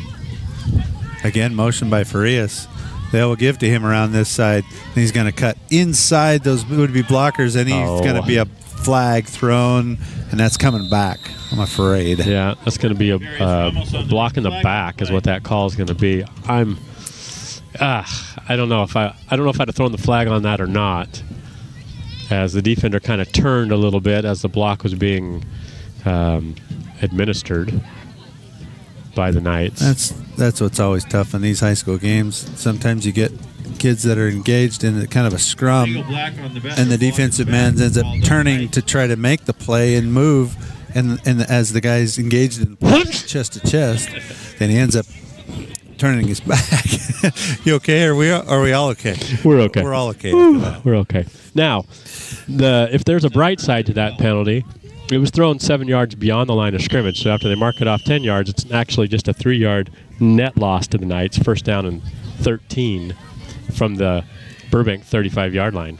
Humphrey comes off holding his right cheek like he got popped in the right cheek as the ball's handed off right up the center to, I'm going to guess that's Hernandez. No, that's Lorenzo Myrick. And he's going to get back to the 30-yard line, so it'll be 2nd down and 8 after the penalty on first down. 5-yard gain. That's his 3rd carry for 54 yards.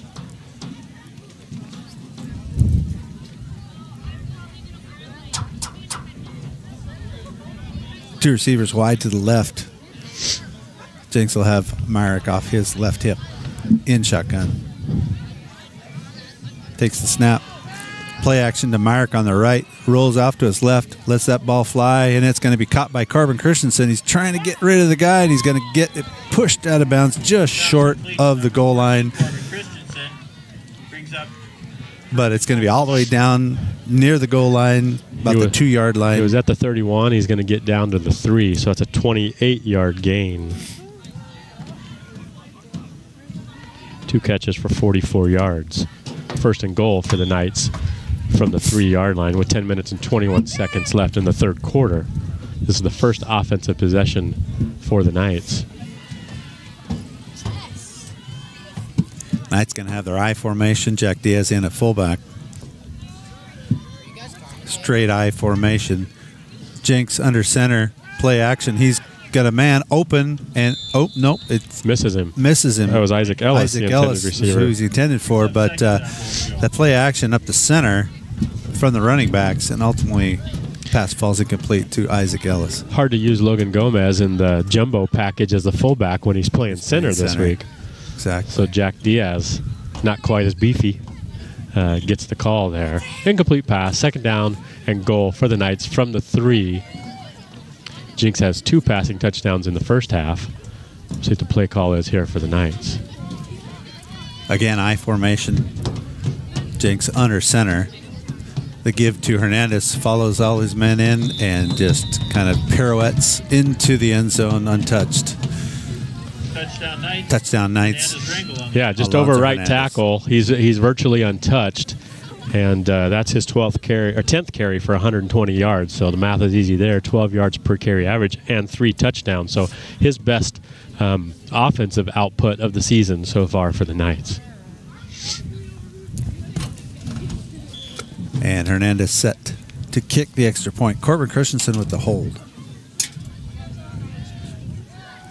Good snap. And it's up and signaled good. 10-11 left to go in the 3rd quarter. Knights lead 41-7. You're listening to RoyalKnightsFootball.com. Columbia 7.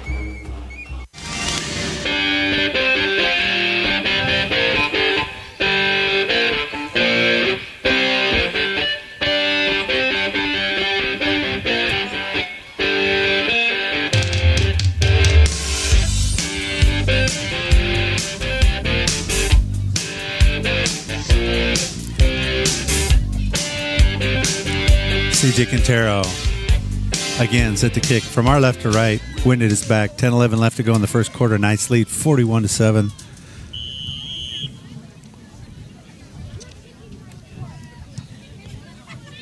High kick taken all the way down, and they're going to let it bounce into the end zone for a touchback out to the 20-yard line.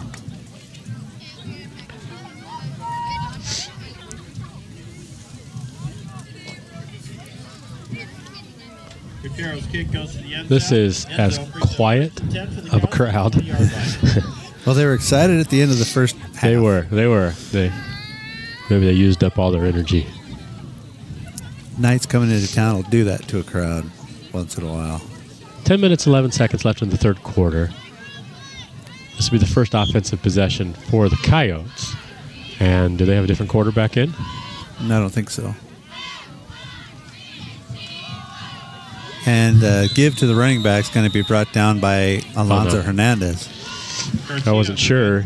You said he came out kind of gingerly on the defensive side. He was just rubbing his cheek like, the helmet, had a helmet shot, Who got that tackle? Was that Alonzo? It was Alonzo Hernandez. That's his sixth tackle I haven't recorded for. I may have missed a few. That's 2 tackles for loss. Making his bid for player of the game. Yeah, Humphreys double pumps, and it falls incomplete. Now, if he'd have just let that go, he probably would have had a completion. But he does double pump a lot.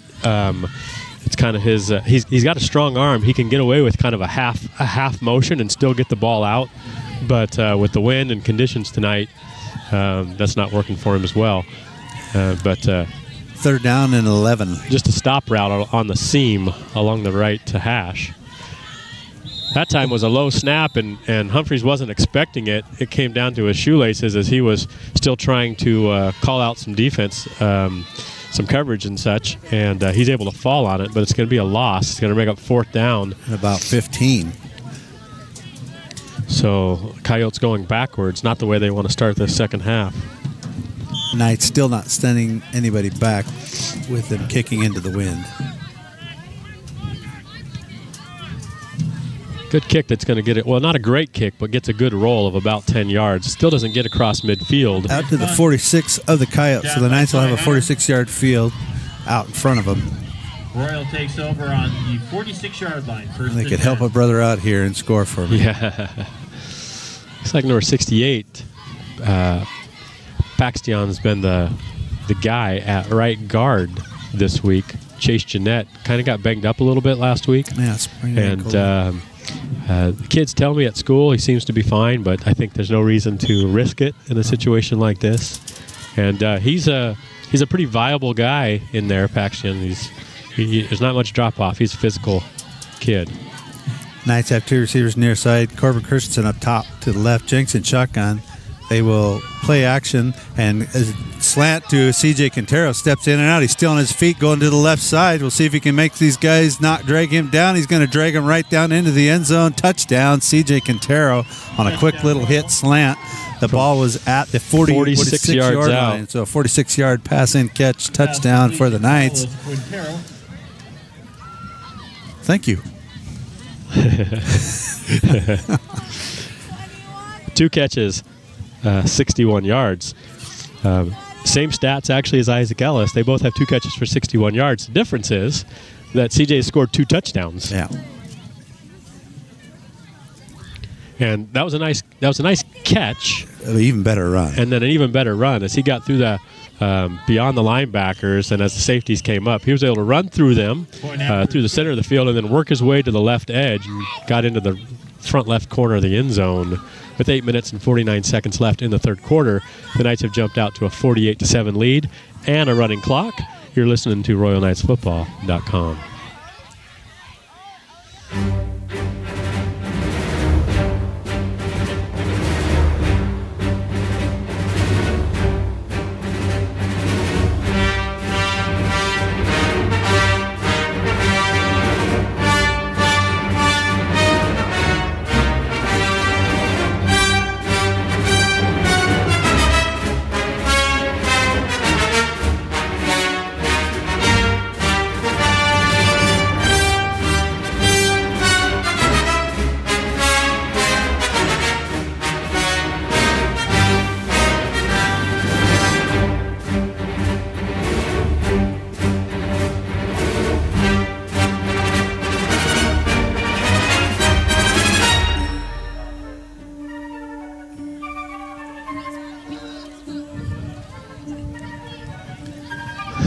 The official running clock music. The official running clock music right there.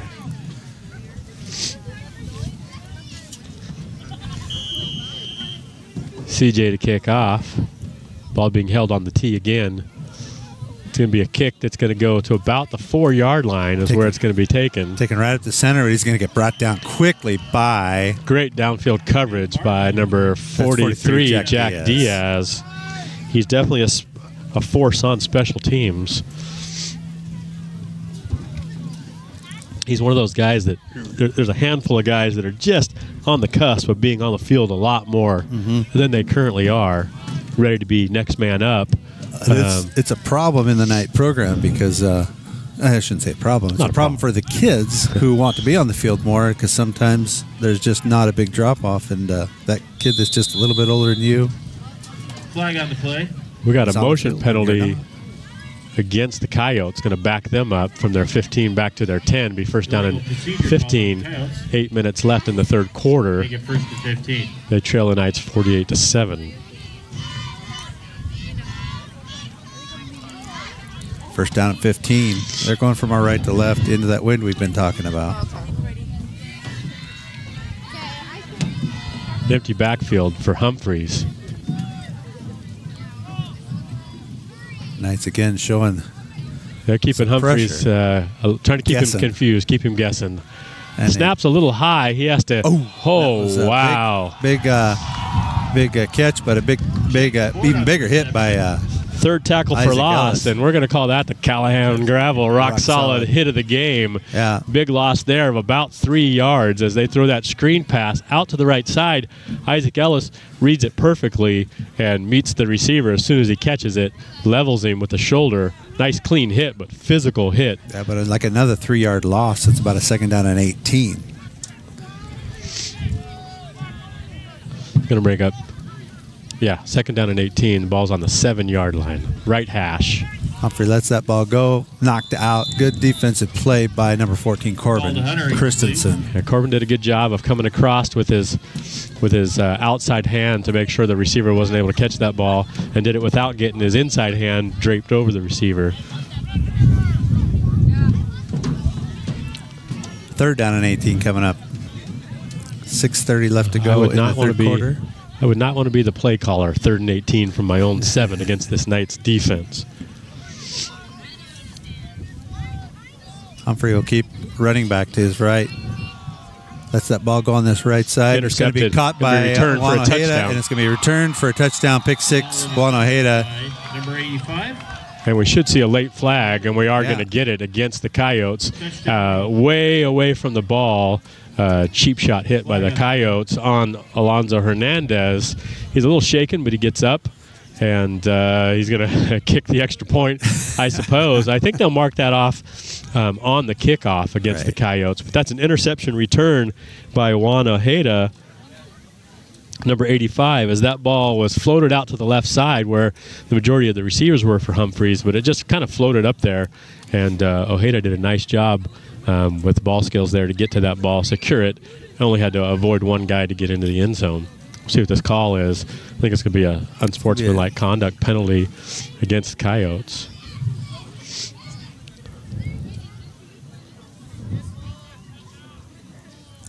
Personal foul. Yeah. We'll assess that on the kickoff, I'm sure, is what's going to happen there. So a little frustration, obviously, by the Coyotes, but you hope that we don't get a situation here where there's player safety concerns. Yeah. And it's why that rule has been eliminated.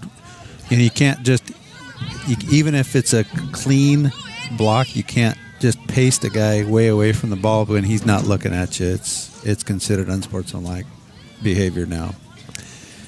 Back in the good old days. Back in the good old days. They called keep your head on a swivel. It was what you lived for, right? Keep your head on a swivel because somebody's... Crackback block.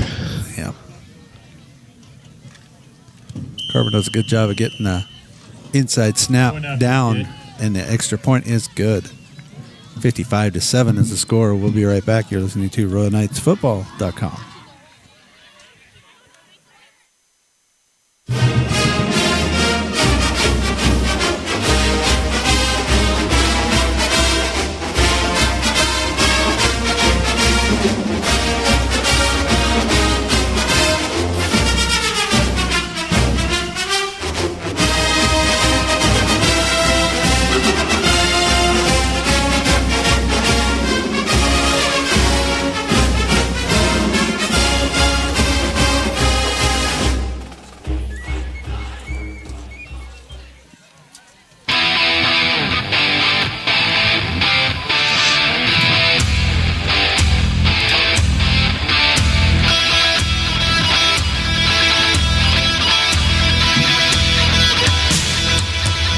slide this one up a little higher on the lift. Yeah, we do. We play this one at least once, if not twice a game. Especially with the wind blowing like this. Oh, rocking like a little bit of a hurricane regardless. 55-7 is the score. 6:17 left to go in the third quarter. CJ set to kick, and evidence that the wind actually has died down a bit is nobody's holding the ball on the tee for CJ on this kickoff. Right. Somebody picked that big yellow leaf up off of the field. It's throwing us off. Taken right down to the 5-yard line on the ground. They're going to pick it up. That's number 24. That's a Garcia kid. And he cuts inside. He's going to get brought down by 21, Kevin Pastor. 10 for the Coyotes on the 13-yard line. Job for Kevin. He'll get out to about the 13-yard line. Yeah, he got that about the 5-yard line and looked like he was going to just come straight up the field, but bobbled it, came loose. He had to pause to pick it up. Now, sometimes those can turn into big returns because it disrupts the natural flow of what everybody's used to. Well, and if you don't keep your lane assignments, I guess, because you get excited. Humphrey's going to hand off to the running back. He gets into the linebacker core and gets past that initial surge of the line. Gets out to about the 19-yard line. It's a 5-yard gain. Starting to see some backups in the game for the night. So that was Jack Diaz and Lorenzo Myrick in on that stop.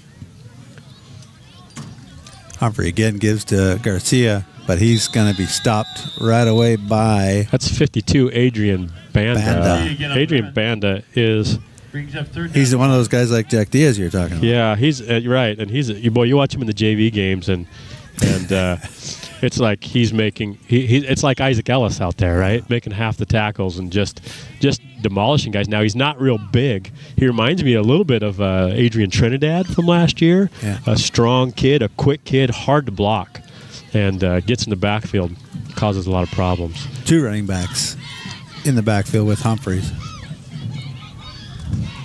Takes that snap. He's going to give to Garcia, and he gets slowed up by Jack first guy Diaz. back there was Jack the first guy back there? Yeah, Jack was the first guy back there, but then the rest of the Knights came in and cleaned that up. I think it was Eddie Cortez that ultimately brings him down, number 6 for the Knights. Tackle for a loss. It's going to bring up 4th down and essentially 10 for the Coyotes. 4 minutes left in the third quarter now with this running clock. And Humphreys back to punt.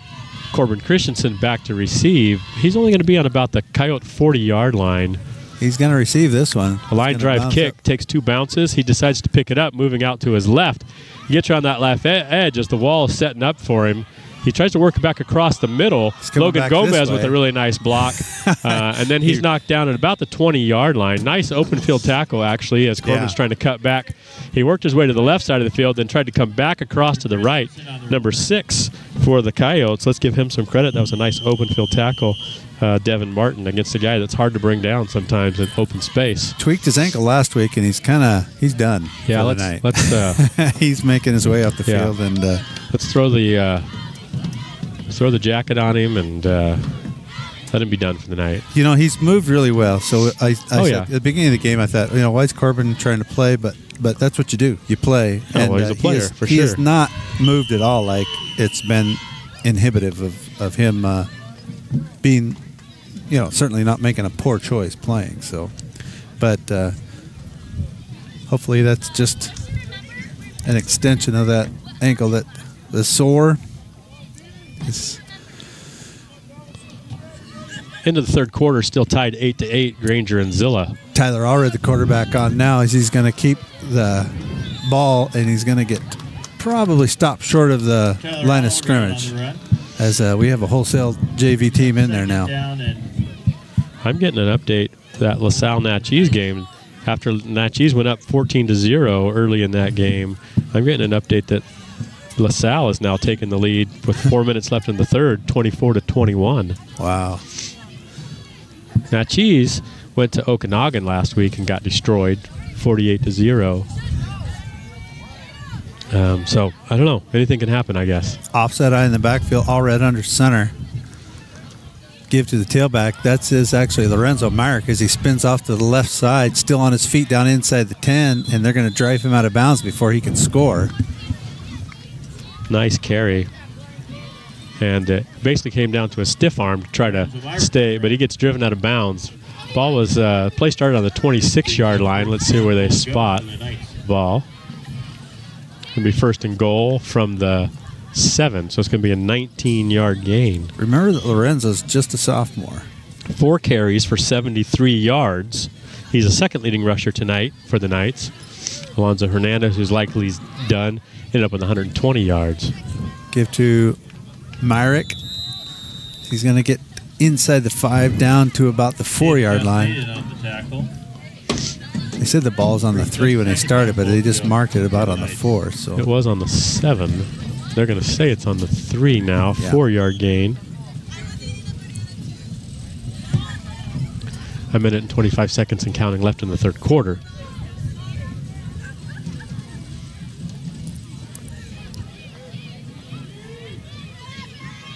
All right, we'll give to Myrick again, and he's going to bust his way in. Touchdown.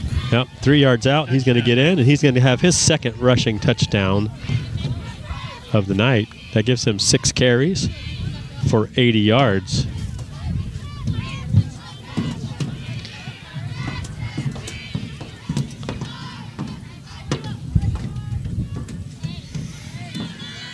And a couple blemishes, I'd say, for the Knights, things they needed to clean up in the first half. That first 2 possessions, that was an oddity. I mean, I'm not sure, what you do about that. What they need to clean up is when they're trying to show pressure to not jump off the ball 3 times. Yeah. And I don't know what just happened there. I don't know. It was a missed extra or point. something, but yeah, the point was no good. So a minute 10 left to go in the third quarter. Knights lead 61-7. You're listening to RoyalKnightsFootball.com. Hard work, determination, team spirit. These are all qualities that put a winning team on the field. And the folks at Saddle Mountain Supply know something about a winning team. For over 30 years, Saddle Mountain Supply has worked hard to provide the highest level of service to the local community. They are determined to offer the best quality products at competitive prices. And they boast one of the top teams in the ag industry, ready to offer a helping hand or timely assistance. From bookwork to fieldwork, from accurate applications to reliable recommendations, Saddle Mountain Supply is committed to using the latest in technology and training to attend all your agronomic needs. Check out our website at www.performanceag.com for the latest in industry trends and market prices. Saddle Mountain Supply at performanceag.com. Quality you can count on, performance you can plan on.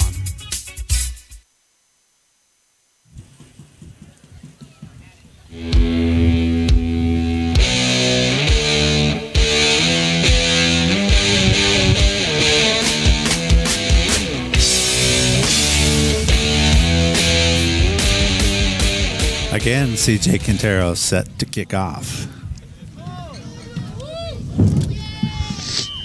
Mullen deep and Zach Jackson deep. Taken by Jackson right up the center.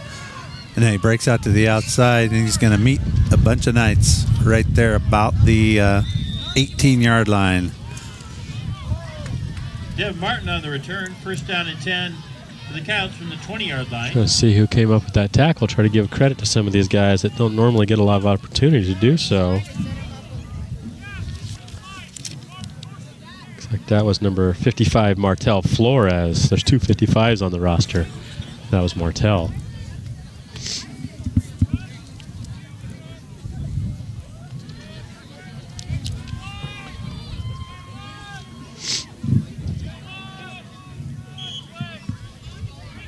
So first down and 10 for the Coyotes. Empty backfield for Humphreys from his own 19-yard line. He's going to keep it and get met right there in the center of the field. And there's Humphreys on the keeper.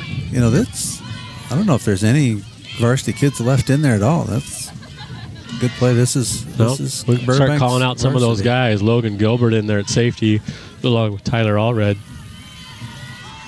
Bandon, Paxton, and 51. Who's 51? Martinez. Okay. Jesse Martinez. Third quarter just ended.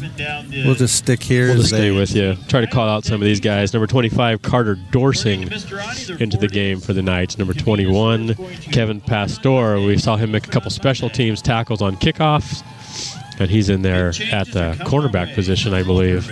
Tyler Allred also in there on defense, as he's been running quarterback last series.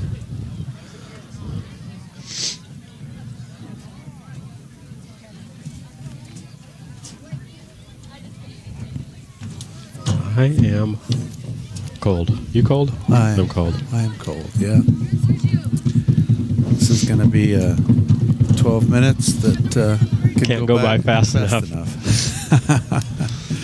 Well, we'll be back in our own booth next week as we'll host the Riverview Panthers for the final regular season game.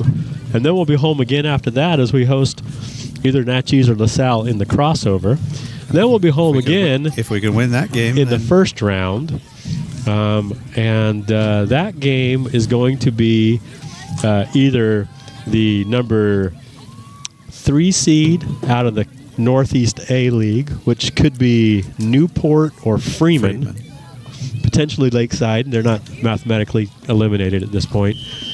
Against they'll play the number 2 seed out of the Caribou Trail, which will most likely be Cashmere. We'd play the winner of that game. Burbank switches ends, going from our left to right. With the wind at their back, they're going to throw it all the way down the field here, and it's going to go 10 yards over as a receiver, Ty Hunter. Good coverage by shows you 21 some arm for the strength. Knights is Kevin Pastor. 40 yards in the air on that throw, and it wasn't like he really set his feet and heaved it with everything he had. He just kind of flicked it. Just flicked it out there at 40 yards. So I couldn't throw the ball 40 yards to save my life. Well, I hope you don't have to then. I will not save my life if it's required of me. Second down and 10. Actually, excuse me, third down and 10. Knights looking like they're going to bring pressure, and they do from the outside. And Humphreys does a good job of stepping outside of that pressure, and he's getting out to the 30-yard line, out to the 30. It's going to be close whether he gets a first down yardage or not. I don't think – actually, they got him marked. He must have stepped out of bounds about the 26. It was Johnny Guadarrama that got back there initially, flushed him out of the pocket. Number 50 Javier Hutron is the one that knocks him out of bounds. Humphreys did a good job luring a young linebacker who's screaming in on the inside, luring him inside, and stepped outside of that. He's had plenty of experience of setting those guys up. So with these youngsters, I imagine he'll try to make the most of those opportunities. They're going to go for it now, 4th down and 3, deep inside their own territory. Humphreys looks to throw. He does on that comeback, and it's going to get out of the hands of Ty Hunter. And Kevin Pastor, Logan Gilbert back in coverage. Humphreys has pressure by number 43, Jack Diaz. Excuse me, that's not number 43. That's 49, who hit him right when he threw the ball. 49 for the Knights is Michael Perez. Yeah.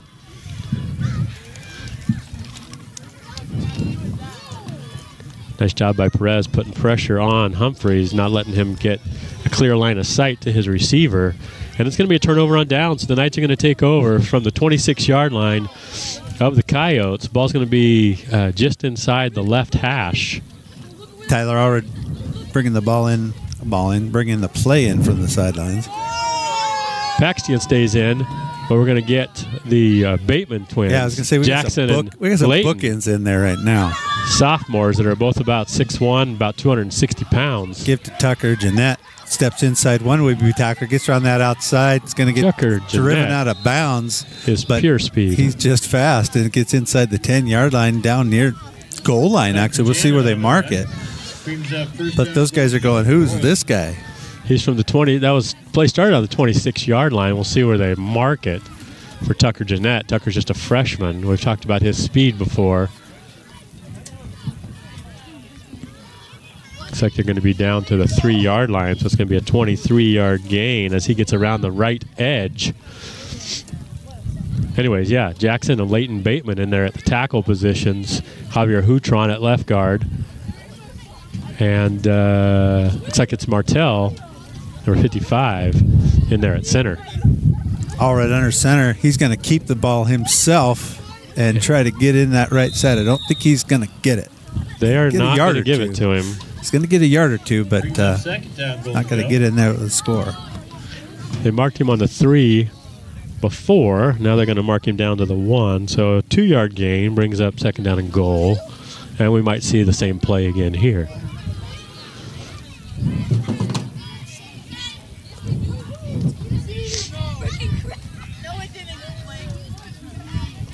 Seven minutes and 50 seconds left in the contest. Knights have the ball second down and goal from the 1-yard line. I formation in the backfield. They'll give to Carter Dorsing in the fullback position. He'll get across the line for a touchdown. Okay. Does Carter play fullback? He does, actually. He moves out to the slot. Kind of plays the way C.J. Quintero plays a little bit. One back, whatever they call that position, but but lined up in there tight as a traditional fullback spot, and hand off to him for a quick hit touchdown. They're giving Alonzo lots of work tonight to work on his kicking game, as he's the normal kicker. He hasn't kicked much this year, just preserving. And I don't know if we got holding things going on, because it's a different holder, but that ball goes low. Fans, the time has come. That's going to not be good. 7:43 left to go in the game. Knights lead 67-7. You're listening to RoyalKnightsFootball.com. My name is Chris Culbertson. I own Colby's Greenhouse. We grow 3 to 4 million plants a year. We put 1 million miles a year on our rigs. We service a dozen farm vehicles. I've been a good Napa customer. This is the first business truck that I ever bought, so it's had a lot of Napa parts. One thing I like about my local Napa store, I just call them up and say, hey. They know who I am. I would recommend that anyone shop at Napa. Great prices, great availability, excellent warranty. Napa's the one for us. Napa, get the good stuff.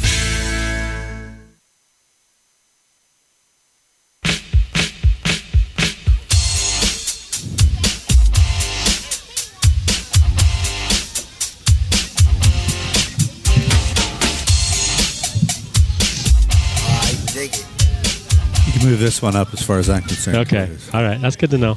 I'll take that. Oh, now they were. LaSalle was up 24-21. Now Natchez goes back out in front, 28-24. They got a real barn burner down there. 9 minutes and 50 seconds left in the fourth quarter. Natchez pulls out. They're fighting to see who doesn't have to play Royal in the crossovers. But those are fun games between those two schools. They're having a good time down there. Oh, yeah, for sure. For sure. But the reward for it isn't likely worthy of what they're. But whoever's the number 3 plays Connell, so it's not like you get a freebie. Tough draw either way. CJ kicks that ball to about the 30, and it just turns the other direction, and they do get their hands on it.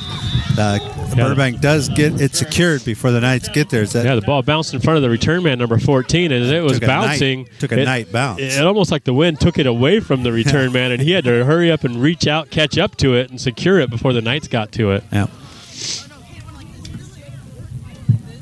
7:20 and counting.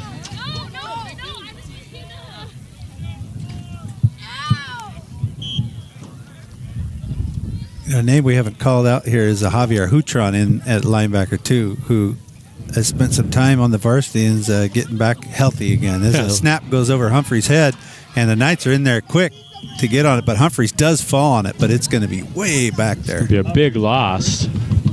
Brings up second down.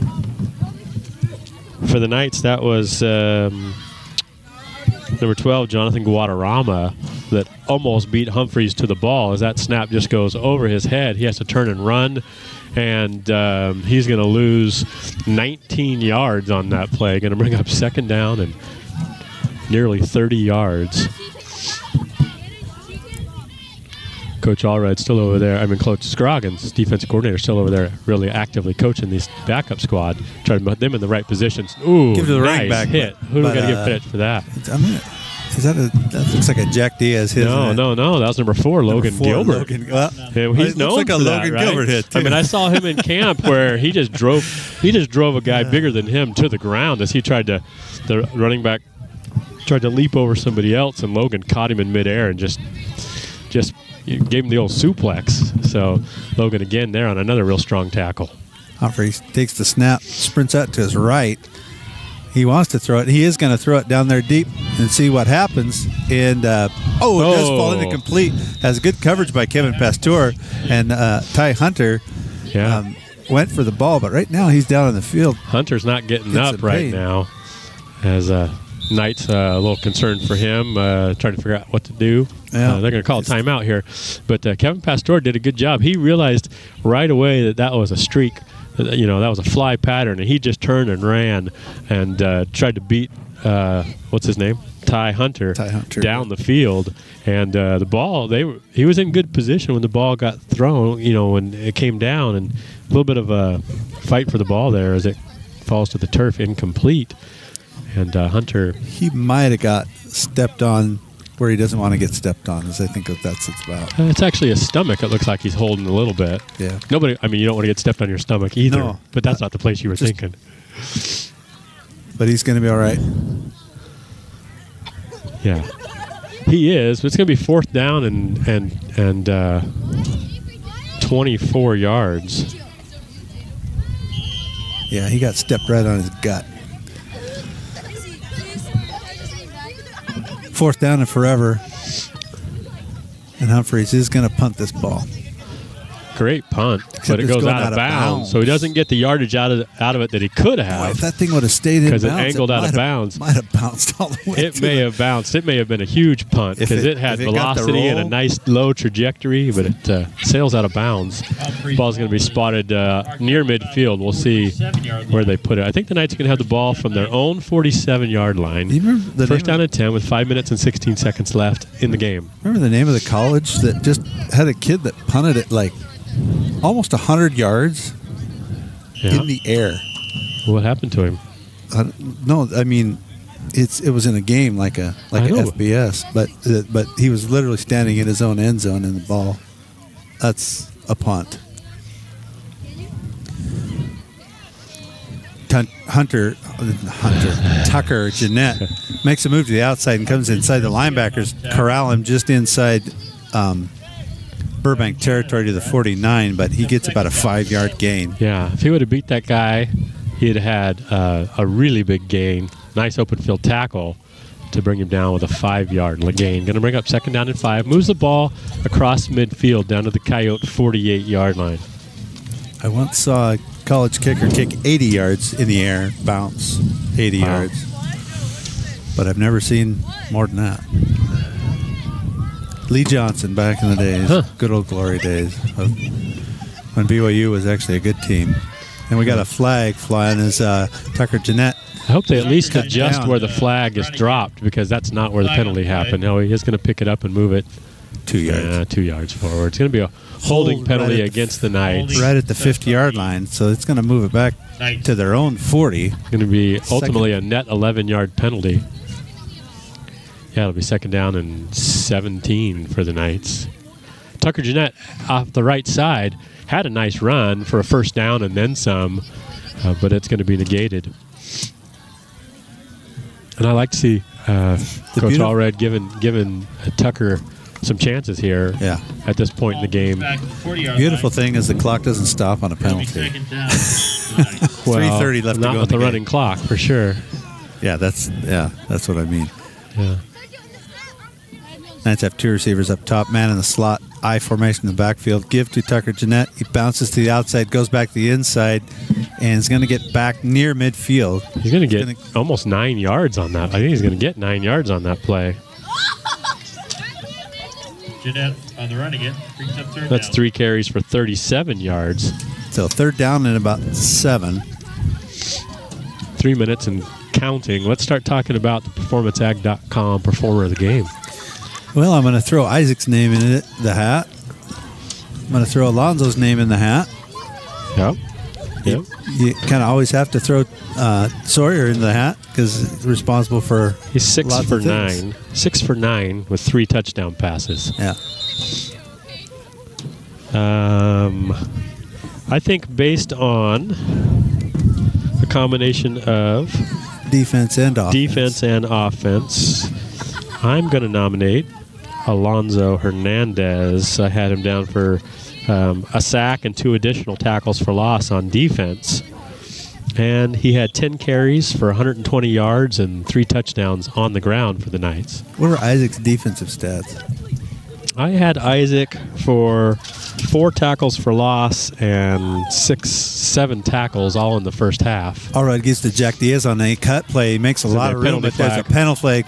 He's going to get all the way down and score and be pretty excited about it, but I'm afraid that's coming back. It's going to be a blocking penalty on the Knights is going to be my guess. Flag's going to be thrown about 6 or 7 yards beyond the line of scrimmage, so it'll be a net penalty of about 3 yards, but it's going to negate a touchdown for Jack, who, he's not going to be happy about that for sure. He wants a number. 1 minute and 42 seconds. Yeah. Well, holding called on Royal. That's part of the game. So, my vote's Alonzo Hernandez. I can't refute that. That's why I asked what Isaac's defensive stats were. They weren't bad either. Yeah, I had him down for about 7 tackles, 4 of them for loss in the first half alone. I didn't get his second half stats. And he's got some offensive stats as well. Yeah, he's got 2 catches for 61 yards. Clock nears 1 minute left. First down and 13 for the Knights. The ball's going to go to Tucker Jeanette. He's going to get tackled at or near the line of scrimmage. Right away, tackled by number 20 for Burbank. That is Jacob DeBoard. He's up second down and 13. So it looks like the Knights will have to run 1, maybe 2 more plays at the most, as Tyler Allard gets the play call from Uncle Coach Wiley. Next Friday. Knights are in and out of the huddle. So Alonzo, performer of the game, with a close competition by Isaac Ellis. Well, him and those two and Sawyer, they could be in the conversation almost every time. Same play to Jack. He's still in the open field. He wants to make it, but he is going to get upended. He's going to get the first down. He's going to pick up about 16 yards. With 17 seconds left in the game, the Knights aren't going to need to run a play. These JV boys want to get him. They would love to run another play, but they don't need to. So this game's going to end with the Knights winning 67-7. Next week, the Knights will face their final league game of the season against Riverview in the friendly, warmer confines. They let us stay indoors when we're at home, and hopefully we should have video there. We're trying to work on making that video as solid as we can. Yep. One last scoring update before we let you go. With 1 minute and 26 seconds left in the game, Zilla has jumped out to a 15-8 lead over Granger. So we still don't know. So all is right with the world. I texted Doug Davis, the broadcaster over at Zilla, and I said, hey, you can't let Granger think they belong, So looks like hopefully they can hold on and secure the win over there. And anyways, we're done. Coming at you from Columbia High School here in Burbank, Washington. We appreciate you listening in, and we'll be with you next Friday. Our home game against the Riverview Panthers will be the final regular season of the game. Any other parting comments? Nope. Just come out and support the Knights next week if you can. We'll be home senior night. Yeah, it'll be senior night, and we're hoping with some wins they'll be home for 3 more weeks. So hopefully video and hopefully better video as we try to get the bugs worked out of that. Yeah. And Knights win here 67-7. You've been listening to RoyalKnightsFootball.com.